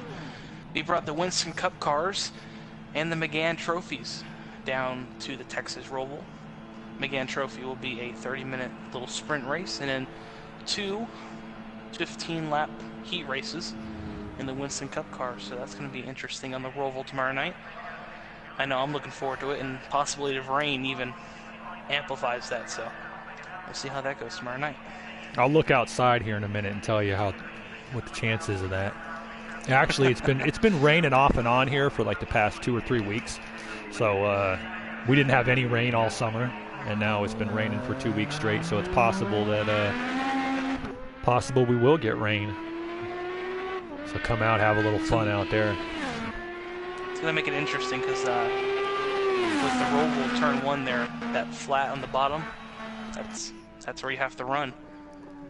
You're forced to go down there in the race. So it's gonna be interesting to see tomorrow. It looks like Kip's pulling off. May have been a car joining at the wrong time, but Kip's currently sitting 3rd on the board, 40.500 flat. He ran as we said, 5-time IndyCar Series champ, the winner of the inaugural Indianapolis 500 in season 13. Looking to join the very short list of drivers currently made up of Carlin Hicks, who have won multiple Indianapolis 500s. It's a club I'm not anxious to have any company in, at least not until I have a third one. So, you know, we'll see how he does here, though. But Kip in the number, is that the 6 or the 8? That is 8. Number 8. That's a Sage Karam 8 car. Gallagher sponsored Chevy for Team Danamore. Those of you new to the league, Team Danamore, one of the most decorated team in SCL history. I started with them in season 12. I ran 3 seasons for them until I formed JME out of their shop. They've won, multiple titles in just about every series. And Kip's, as we said, won 5 IndyCar titles back on the GT6 era, seasons 14 through 17 and season 19. And he comes to the line looking to steal a pole here. Currently 3rd on the board.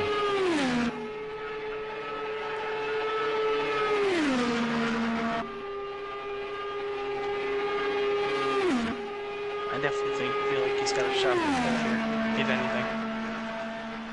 Kipps is a guy. Came back.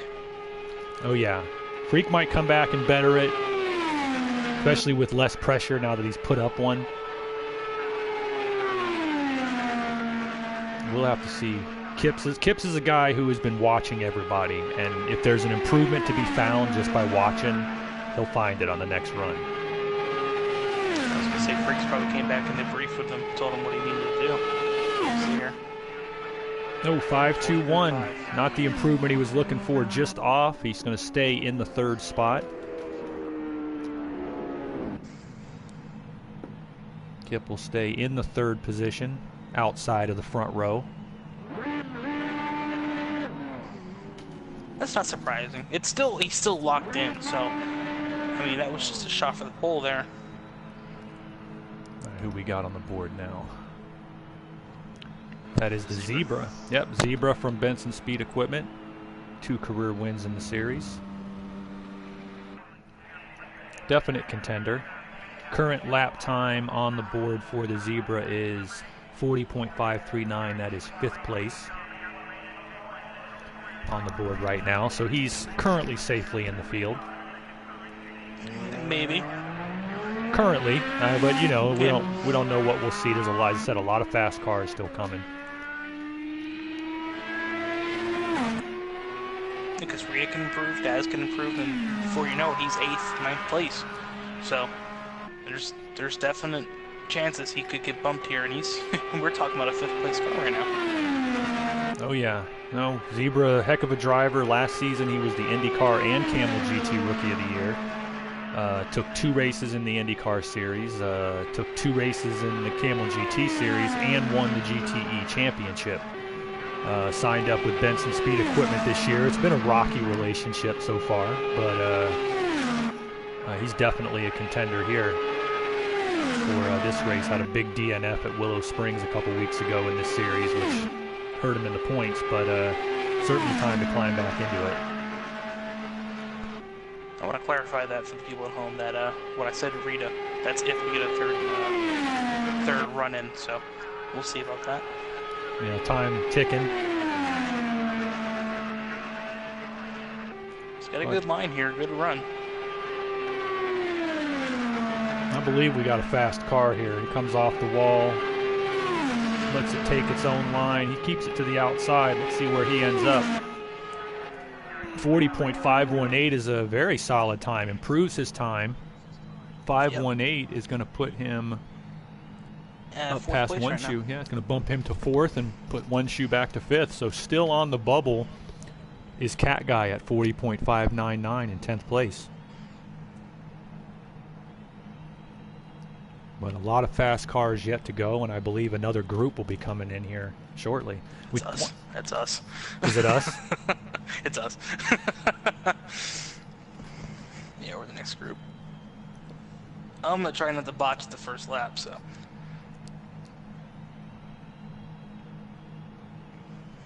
All right, looks like we'll be getting ready for a second run then.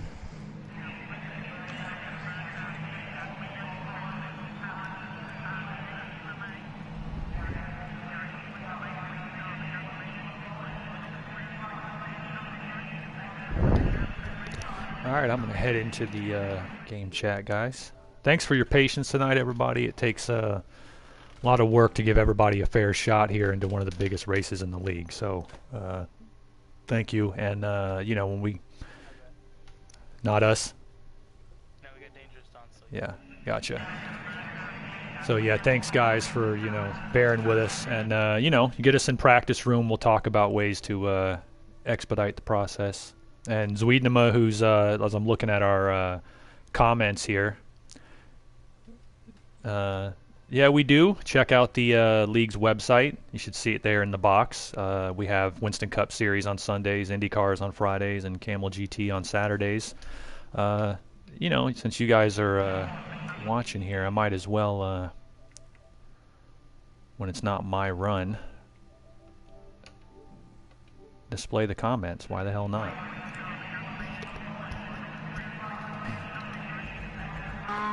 All right, Dangerous Dan, the rookie independent driver, still in the borrowed car. He's just borrowing cars all over the place for each one of his runs. I think he's just lingering around in the pits and waiting until somebody, you know, can I borrow that? Yeah, sure. Shoot him put the website on there, Warren, if you would. Yep. We have a really slow off turn 2 here. I don't know if this is strategic or not. I think they're backing him up into the pits or getting fair. things set here.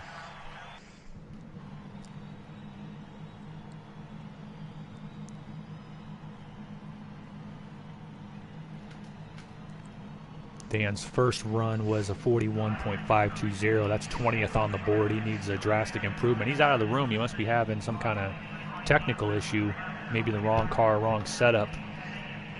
He's a rookie driver, still feeling his way out. Glad to have him aboard. He's a good driver. I've been in practice sessions with him. He'll sort it out.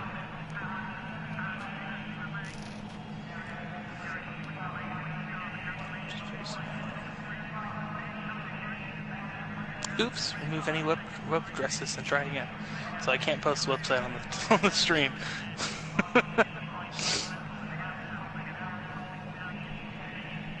Yeah, we have a lot of controller drivers too there, Z.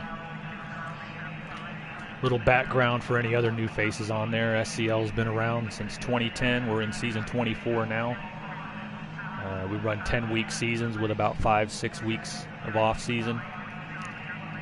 Run through the series like that. We have 3 major disciplines of racing. We have the Winston Cup Series on Sundays. That's the NASCAR stock cars. We run the Camel GT Sports Car Series on Saturdays and the IndyCars on Fridays. We run all spec racing at the on the cars. And we run full championship series and events. If you guys want to check out the website, we can't type it here in the chat apparently, but that is sundaycupleague.wix.com/SCRN. You can find it probably in the information box here on this broadcast. And also look us up on the, to join, you're going to want to go under PSN Communities and search for the SCL Racing Network and join the community.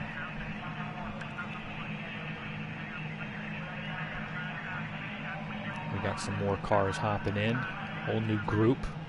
Shano, the bubble car, you know he's sweating. No, I'm sorry, Cat Guy's the bubble car. Shano got bumped, you know he's sweating bullets. Apparently waiting on Rosta and Dangerous to do their runs here. They're getting them in. Rosta already did a run, didn't he? Yeah, he did. I believe so. Yeah, 40.943. He's back in 16th spot. 42 minutes left on the clock. It's looking to me like 2 rounds is going to be it. Yeah, I'm just thinking. Might open it up to 3 hours next season, but, you know, it's up to these guys to pick up the pace when they're in and out. By the time we're punching 10 o'clock by the time we I done know. with this, so I think this is good. I think this is good. I hear you. guys are quicker, they get more runs. Hang on a second. I gotta get practicing for the Winston Cup race tomorrow, so I ain't got time.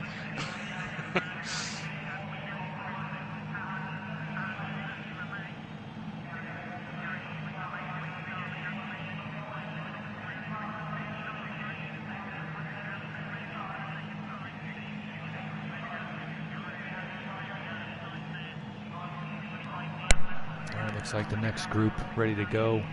As I said, check the website, guys, and you can find the go to the qualifying page, and the live docs are currently on. The pole time right now is D.W. McFreak with a 40.480, looking to claim his 3rd career pole in the Indianapolis 500. Carlin 2nd, Kipps 3rd, Zebra 4th, Wenshu 5th, Daz 6th, Rita 7th, Progar 8th, O'Brien 9th, and Cat Guy is on the bubble in 10th at 40.599.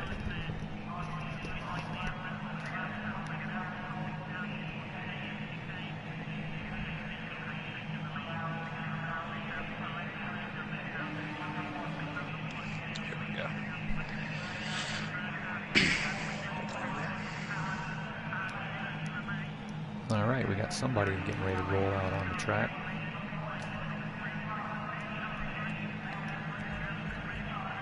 It's a yellow car, I believe. That's not O'Brien. Is that Dan? I think it Might be the rookie Dangerous Dan.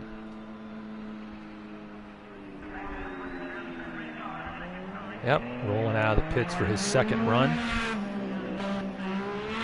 Absolutely, Z, look up that website, join the PSN community, search SCL Racing Network on YouTube and PSN communities, and you're welcome to join up.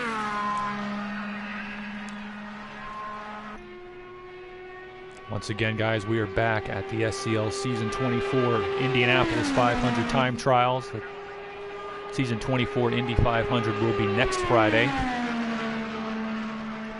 And as of right now, Freak on the pole. The bubble time is 40.599 for Cat Guy, and we've got Dangerous Dan coming down for his hot lap.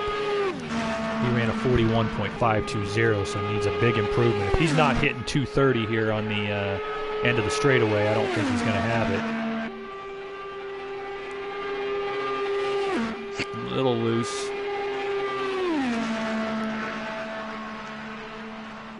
I believe he's losing too much up high in the turns there. Yeah.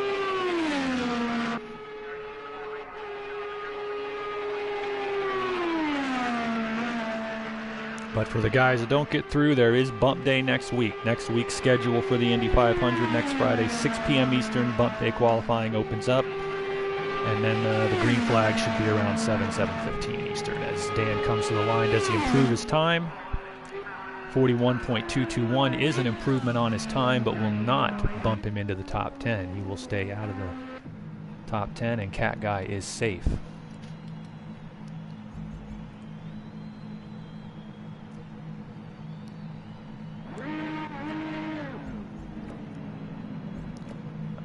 All right, I believe that's going to be Daz. Another Team Dana Moore driver. Is that Daz? Yeah. Daz, what's up? Daz currently sitting in 6th at 40.540. So he's currently in the field. But would love to make a run at the pole, or at least give him some safety. It's looking to me like 2 rounds is going to be about it. So this will be his last run. Good run the first time, as I said, 5.40. Currently in 6th place. Pole time is 4.80, 40.480. Those numbers on your board are just the people in the room right now. If you want to see the live docs, go to sundaycupleague.wix.com/SCRN, hit the qualifying page. You can see the live timings here of the Indy 500 time trials.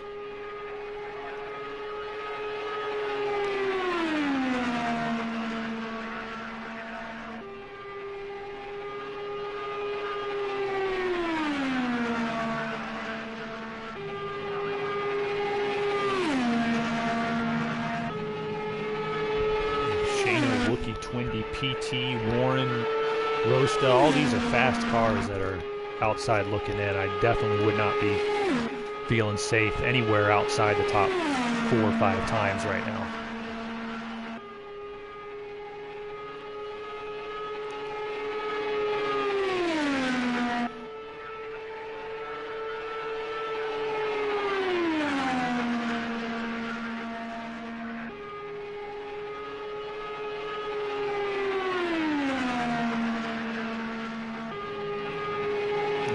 Comes the Dazzler.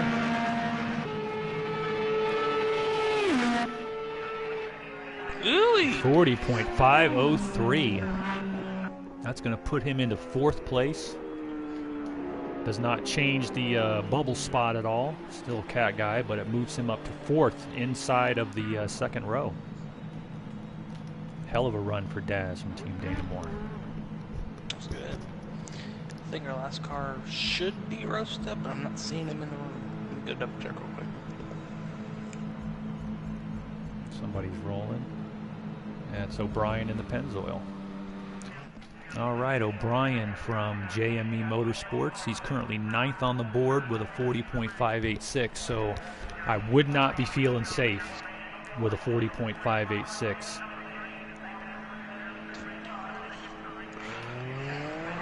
Rosta is holding ass, going to room late.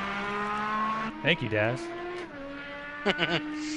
No, I really want to know what he was doing while he was waiting, but, you know,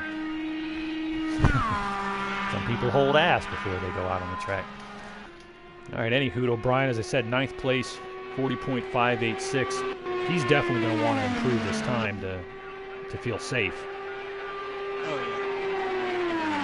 Currently 9th on the board. 3rd season driver running for JME Motorsports. And this was the championship winning car 2 seasons ago in season 22 with Colt at the wheel. O'Brien takes the green flag.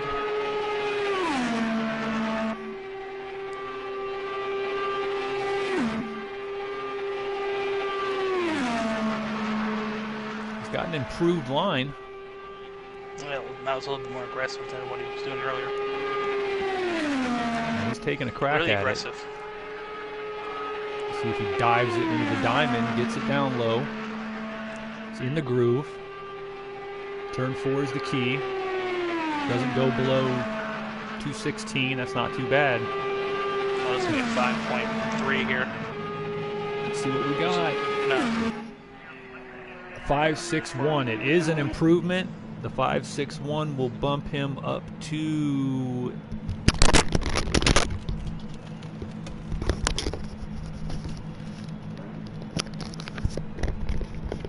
bump him up 561, then 8th place. Yeah, bumps Progar. He just flips a Progar. Yep, moves up ahead of Progar to 561 into 8th place. That's a little bit of cushion.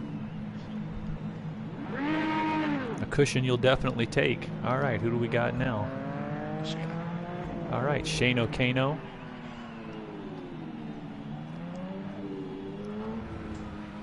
Currently in 11th spot, 1/1000th of a second off the bubble. As I said, we see a couple of names I don't see here tonight. I'm a little surprised. No Cali Vitals, no Bedazzled or Binary. Very interesting. Yeah, I wonder where those guys are. Give us a shout out if you're watching, guys.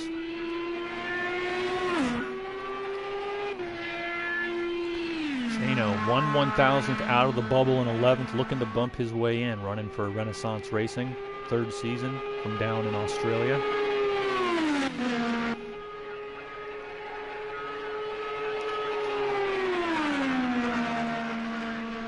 He has had a good season so far in the IndyCars, I believe. Let me pull up the table here as he's going to be taking the green flag.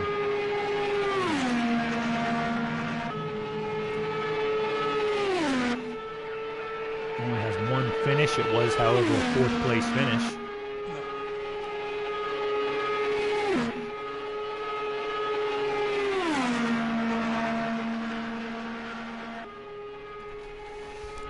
I haven't seen anybody spin out tonight. That's an improvement from last season. Oh yeah, I can change that when I go out there if you want. no, the biggest moment so far was you, Warren. Yeah, I don't You know. on It your glitched me outlap. right into that wall. It glitched me right into that wall. I was like, oh, come on. Let's see if Shano can bump it. This might be his last shot. 580. 40.58. It does bump it. That's Pro Guard down the list even further. That's almost near bubble territory here. That's going to bump Cat Guy. It's going to put. O'Brien. It's going to keep Shano on the bubble. All he bumps is O'Brien just ran a 5.61, so that's going to put. Yeah, that's right. That's all it's going to do is put Shano on the bubble. It's an improvement, but it's probably not as big of an improvement as he wanted. He's still got me to Indy PT. He's nervous. Yeah, he's going to be nervous. He's sitting on the 10th spot. That's going to bump Cat Guy, but Cat Guy still has his second round run coming up. So for Shano, it might be heading down to bump day. 14th in points. He does not have a possible provisional to use. Among guys in here, there's not a whole lot of provisional drivers, actually. I believe the way things are looking, just by looking at the time chart right now, I believe that there's going to be more than one spot available from bump day. Don't quote me on that till we see the final order, but I believe it's going to be more than the guaranteed one.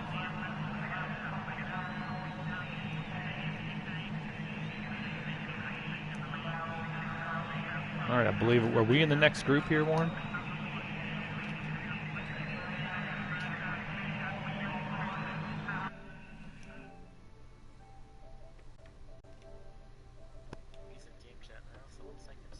All right.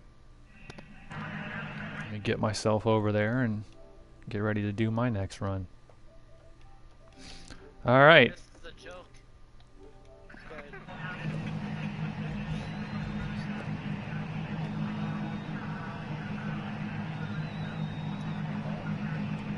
No, the clock's going to run out.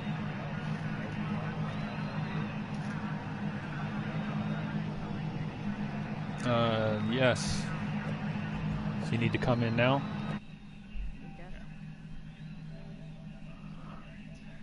Yeah, so O'Brien might be right when he was asking us. I didn't look at the time. I just, O'Brien asked us, are you going to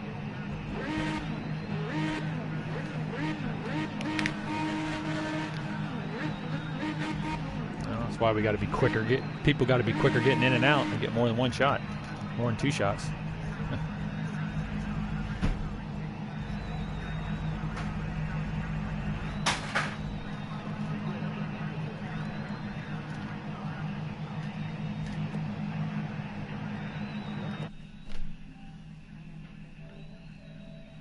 But to tell you the truth, there was like 3 of them at once, and they all started at the same time. So it isn't like we lost.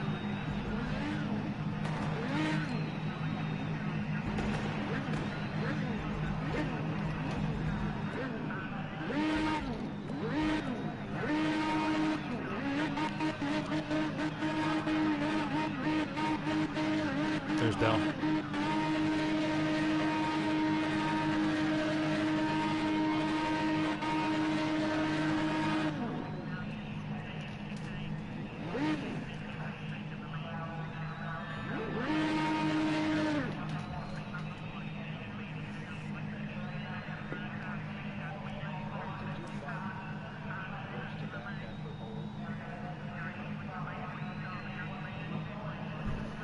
Bring him in here. No, wait until the end.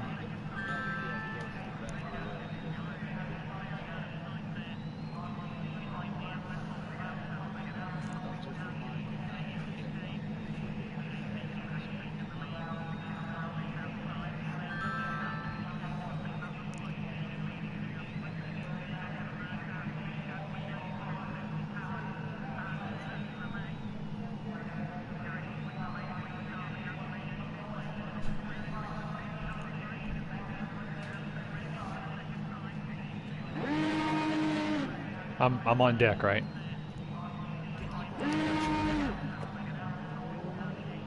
on the deck. Yeah.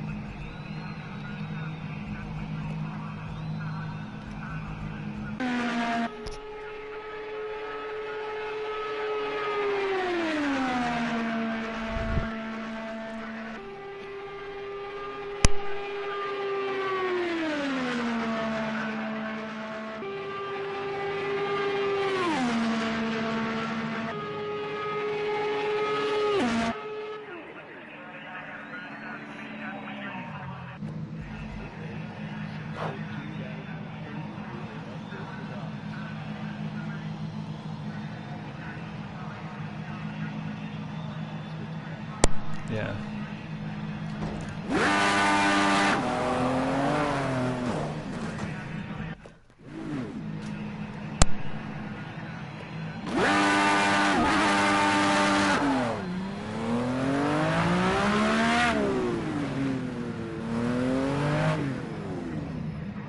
Sorry, the button locked up that was supposed to do that.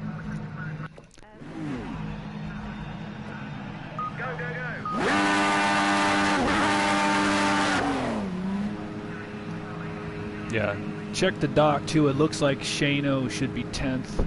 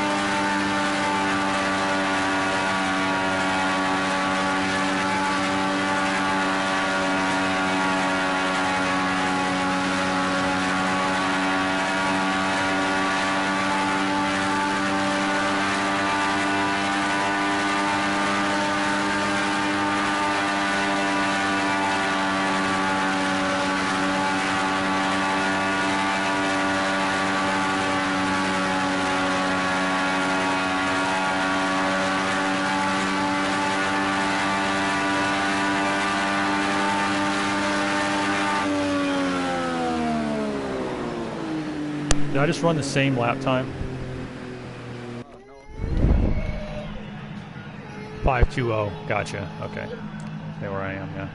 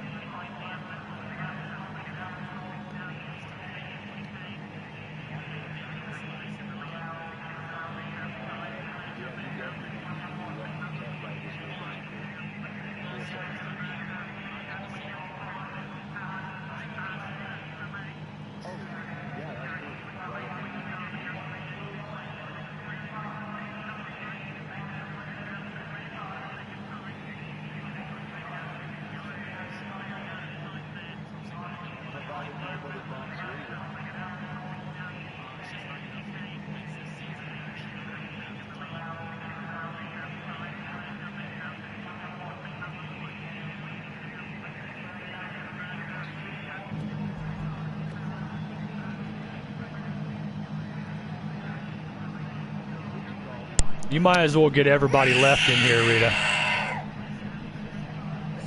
Get everyone left, yeah.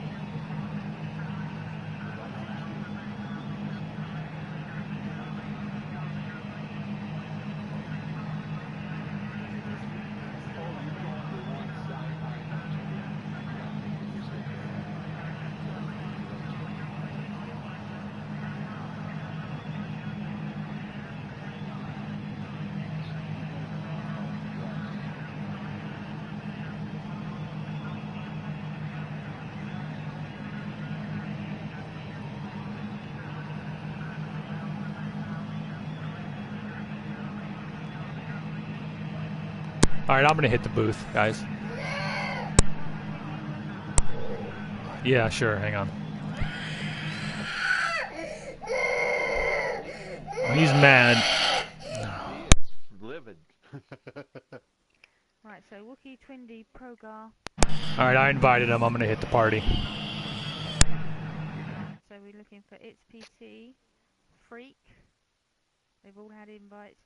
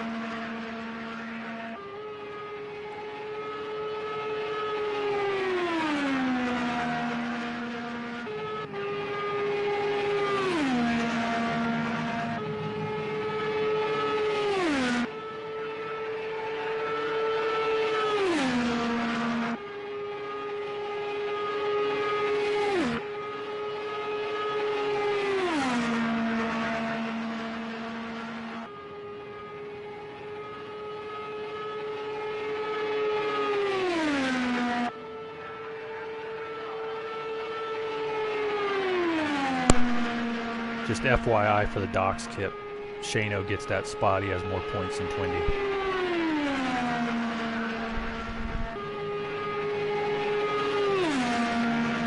Yep. Yeah, this season he's got.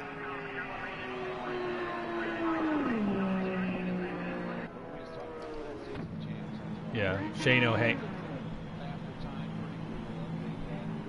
Damn. Son of a bitch. That looks like it's going to be his third. It's going to be his third career Indianapolis 500 pole, second season in a row.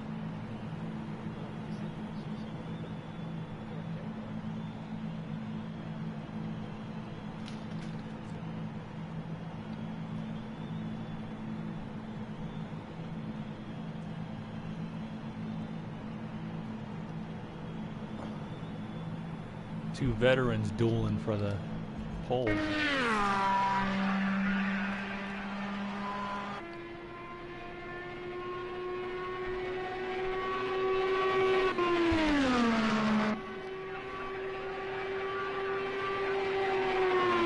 this the last car?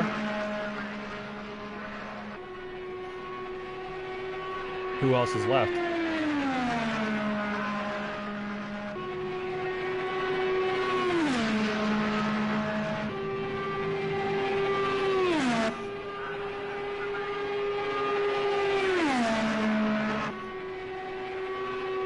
It's alright, he's got bump day. It looks to me like there's going to be more than one spot out of bump day. A lot of the top 10 drivers, yeah, are in the time and on time. Roast is trying to get that 580, bump his way in.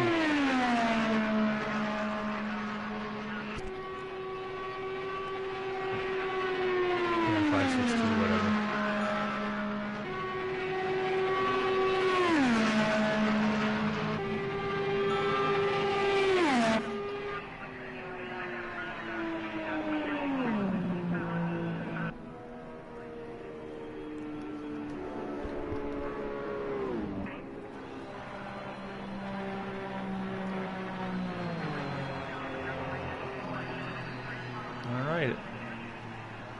Well, it looks like DW McFreak has claimed the Indianapolis 500 pole for the third time in his career and for the second straight season. Looks like, correct me if I'm wrong here, because it's not quite updated to that, but Freak on the pole, Cat Guy second, Carlin Hicks third, Kip's fourth, Daz fifth, Zebra sixth, One Shoe seventh, Rita eighth, O'Brien ninth, and Progar 10th. Those are the 10 cars in. Bump day qualifying will commence 6 p.m. Eastern next week before the race. There will be a minimum of one spot coming in off of that, but let me go ahead and look at the IndyCar Series standings for you guys that are watching and see if I can give you an insight as to how that's going to look, if there's any guys claiming provisionals here. Let's see. Freak got in on time. Cole got in on time. Cat Guy got in on time. Wookie. Did Wookie get in on time? He did not. He's 7th in points, so that's going to get... He'll take a provisional. It's PT get in on time? I don't believe so. He's going to take a provisional. He's 8th in points. And O'Brien and Zebra, that's it. So that means that Wookie and PT will get an 11th...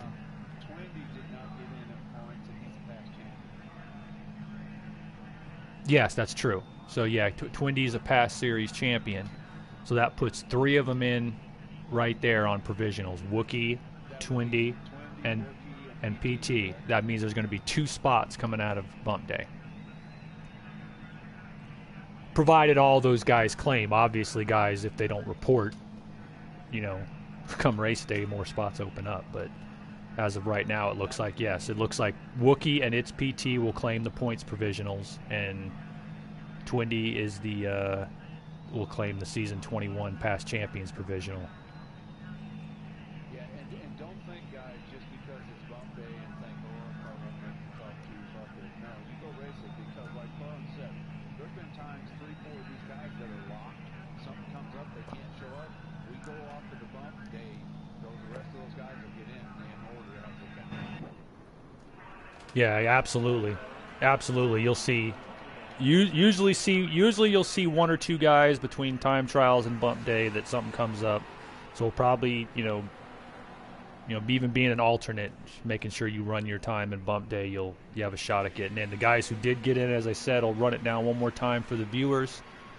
Let me pull up the page. I'm bouncing back and forth as the phone's dying, trying to pick up. There we go. Okay, on the pole is D.W. McFreak from Team Dana Moore Racing, Season 21 Indy 500 champion. This is his third Indianapolis 500 pole, second season in a row, as a matter of fact.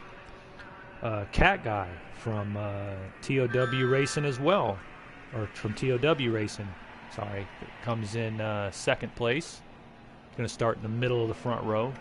Fantastic run for the veteran. Yours truly, Carlin Hicks, current points leader, is going to be starting on the outside of the front row. Starting fourth will be Kips Hall and Ass, fifth Daz, and sixth Zebra. That is the second row. Seventh is One Shoe, eighth is Rita St. James, ninth is O'Brien. That is the third row.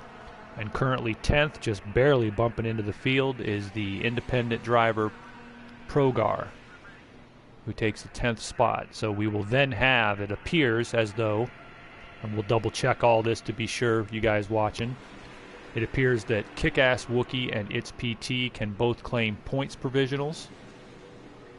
That puts 4 Dana Moore cars in the field. I would expect nothing less. So Wookie and PT claiming points provisionals. The past champions provisional would go to Twindy, the most recent past champion who was bumped. And so he will be claiming the third spot, 13th in the order. And then that leaves us 2 spots currently for bump day.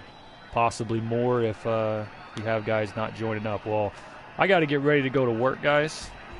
And Kips, Rita, Warren, Twindy, everybody, thanks so much for helping out. Yeah, it was no problem.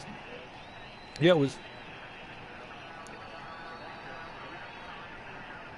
Yeah, it was no problem. It was no problem running it up there.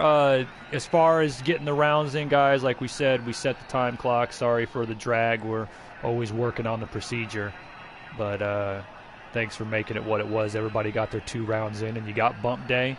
And I'm going to take off and get ready for work, and I'll catch you guys tomorrow night down at Texas for the special exhibition race.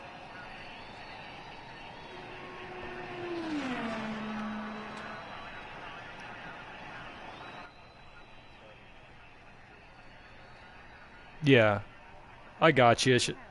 Yeah, which we did, so we just barely, but yeah. You talking about tomorrow night? No, he was talking about making sure that you get 2 rounds in. We did, and we'll work on it too for next season. All right, guys, I'm gonna split. Have a good one. I'll catch up with you guys later on. Thanks a lot, everybody.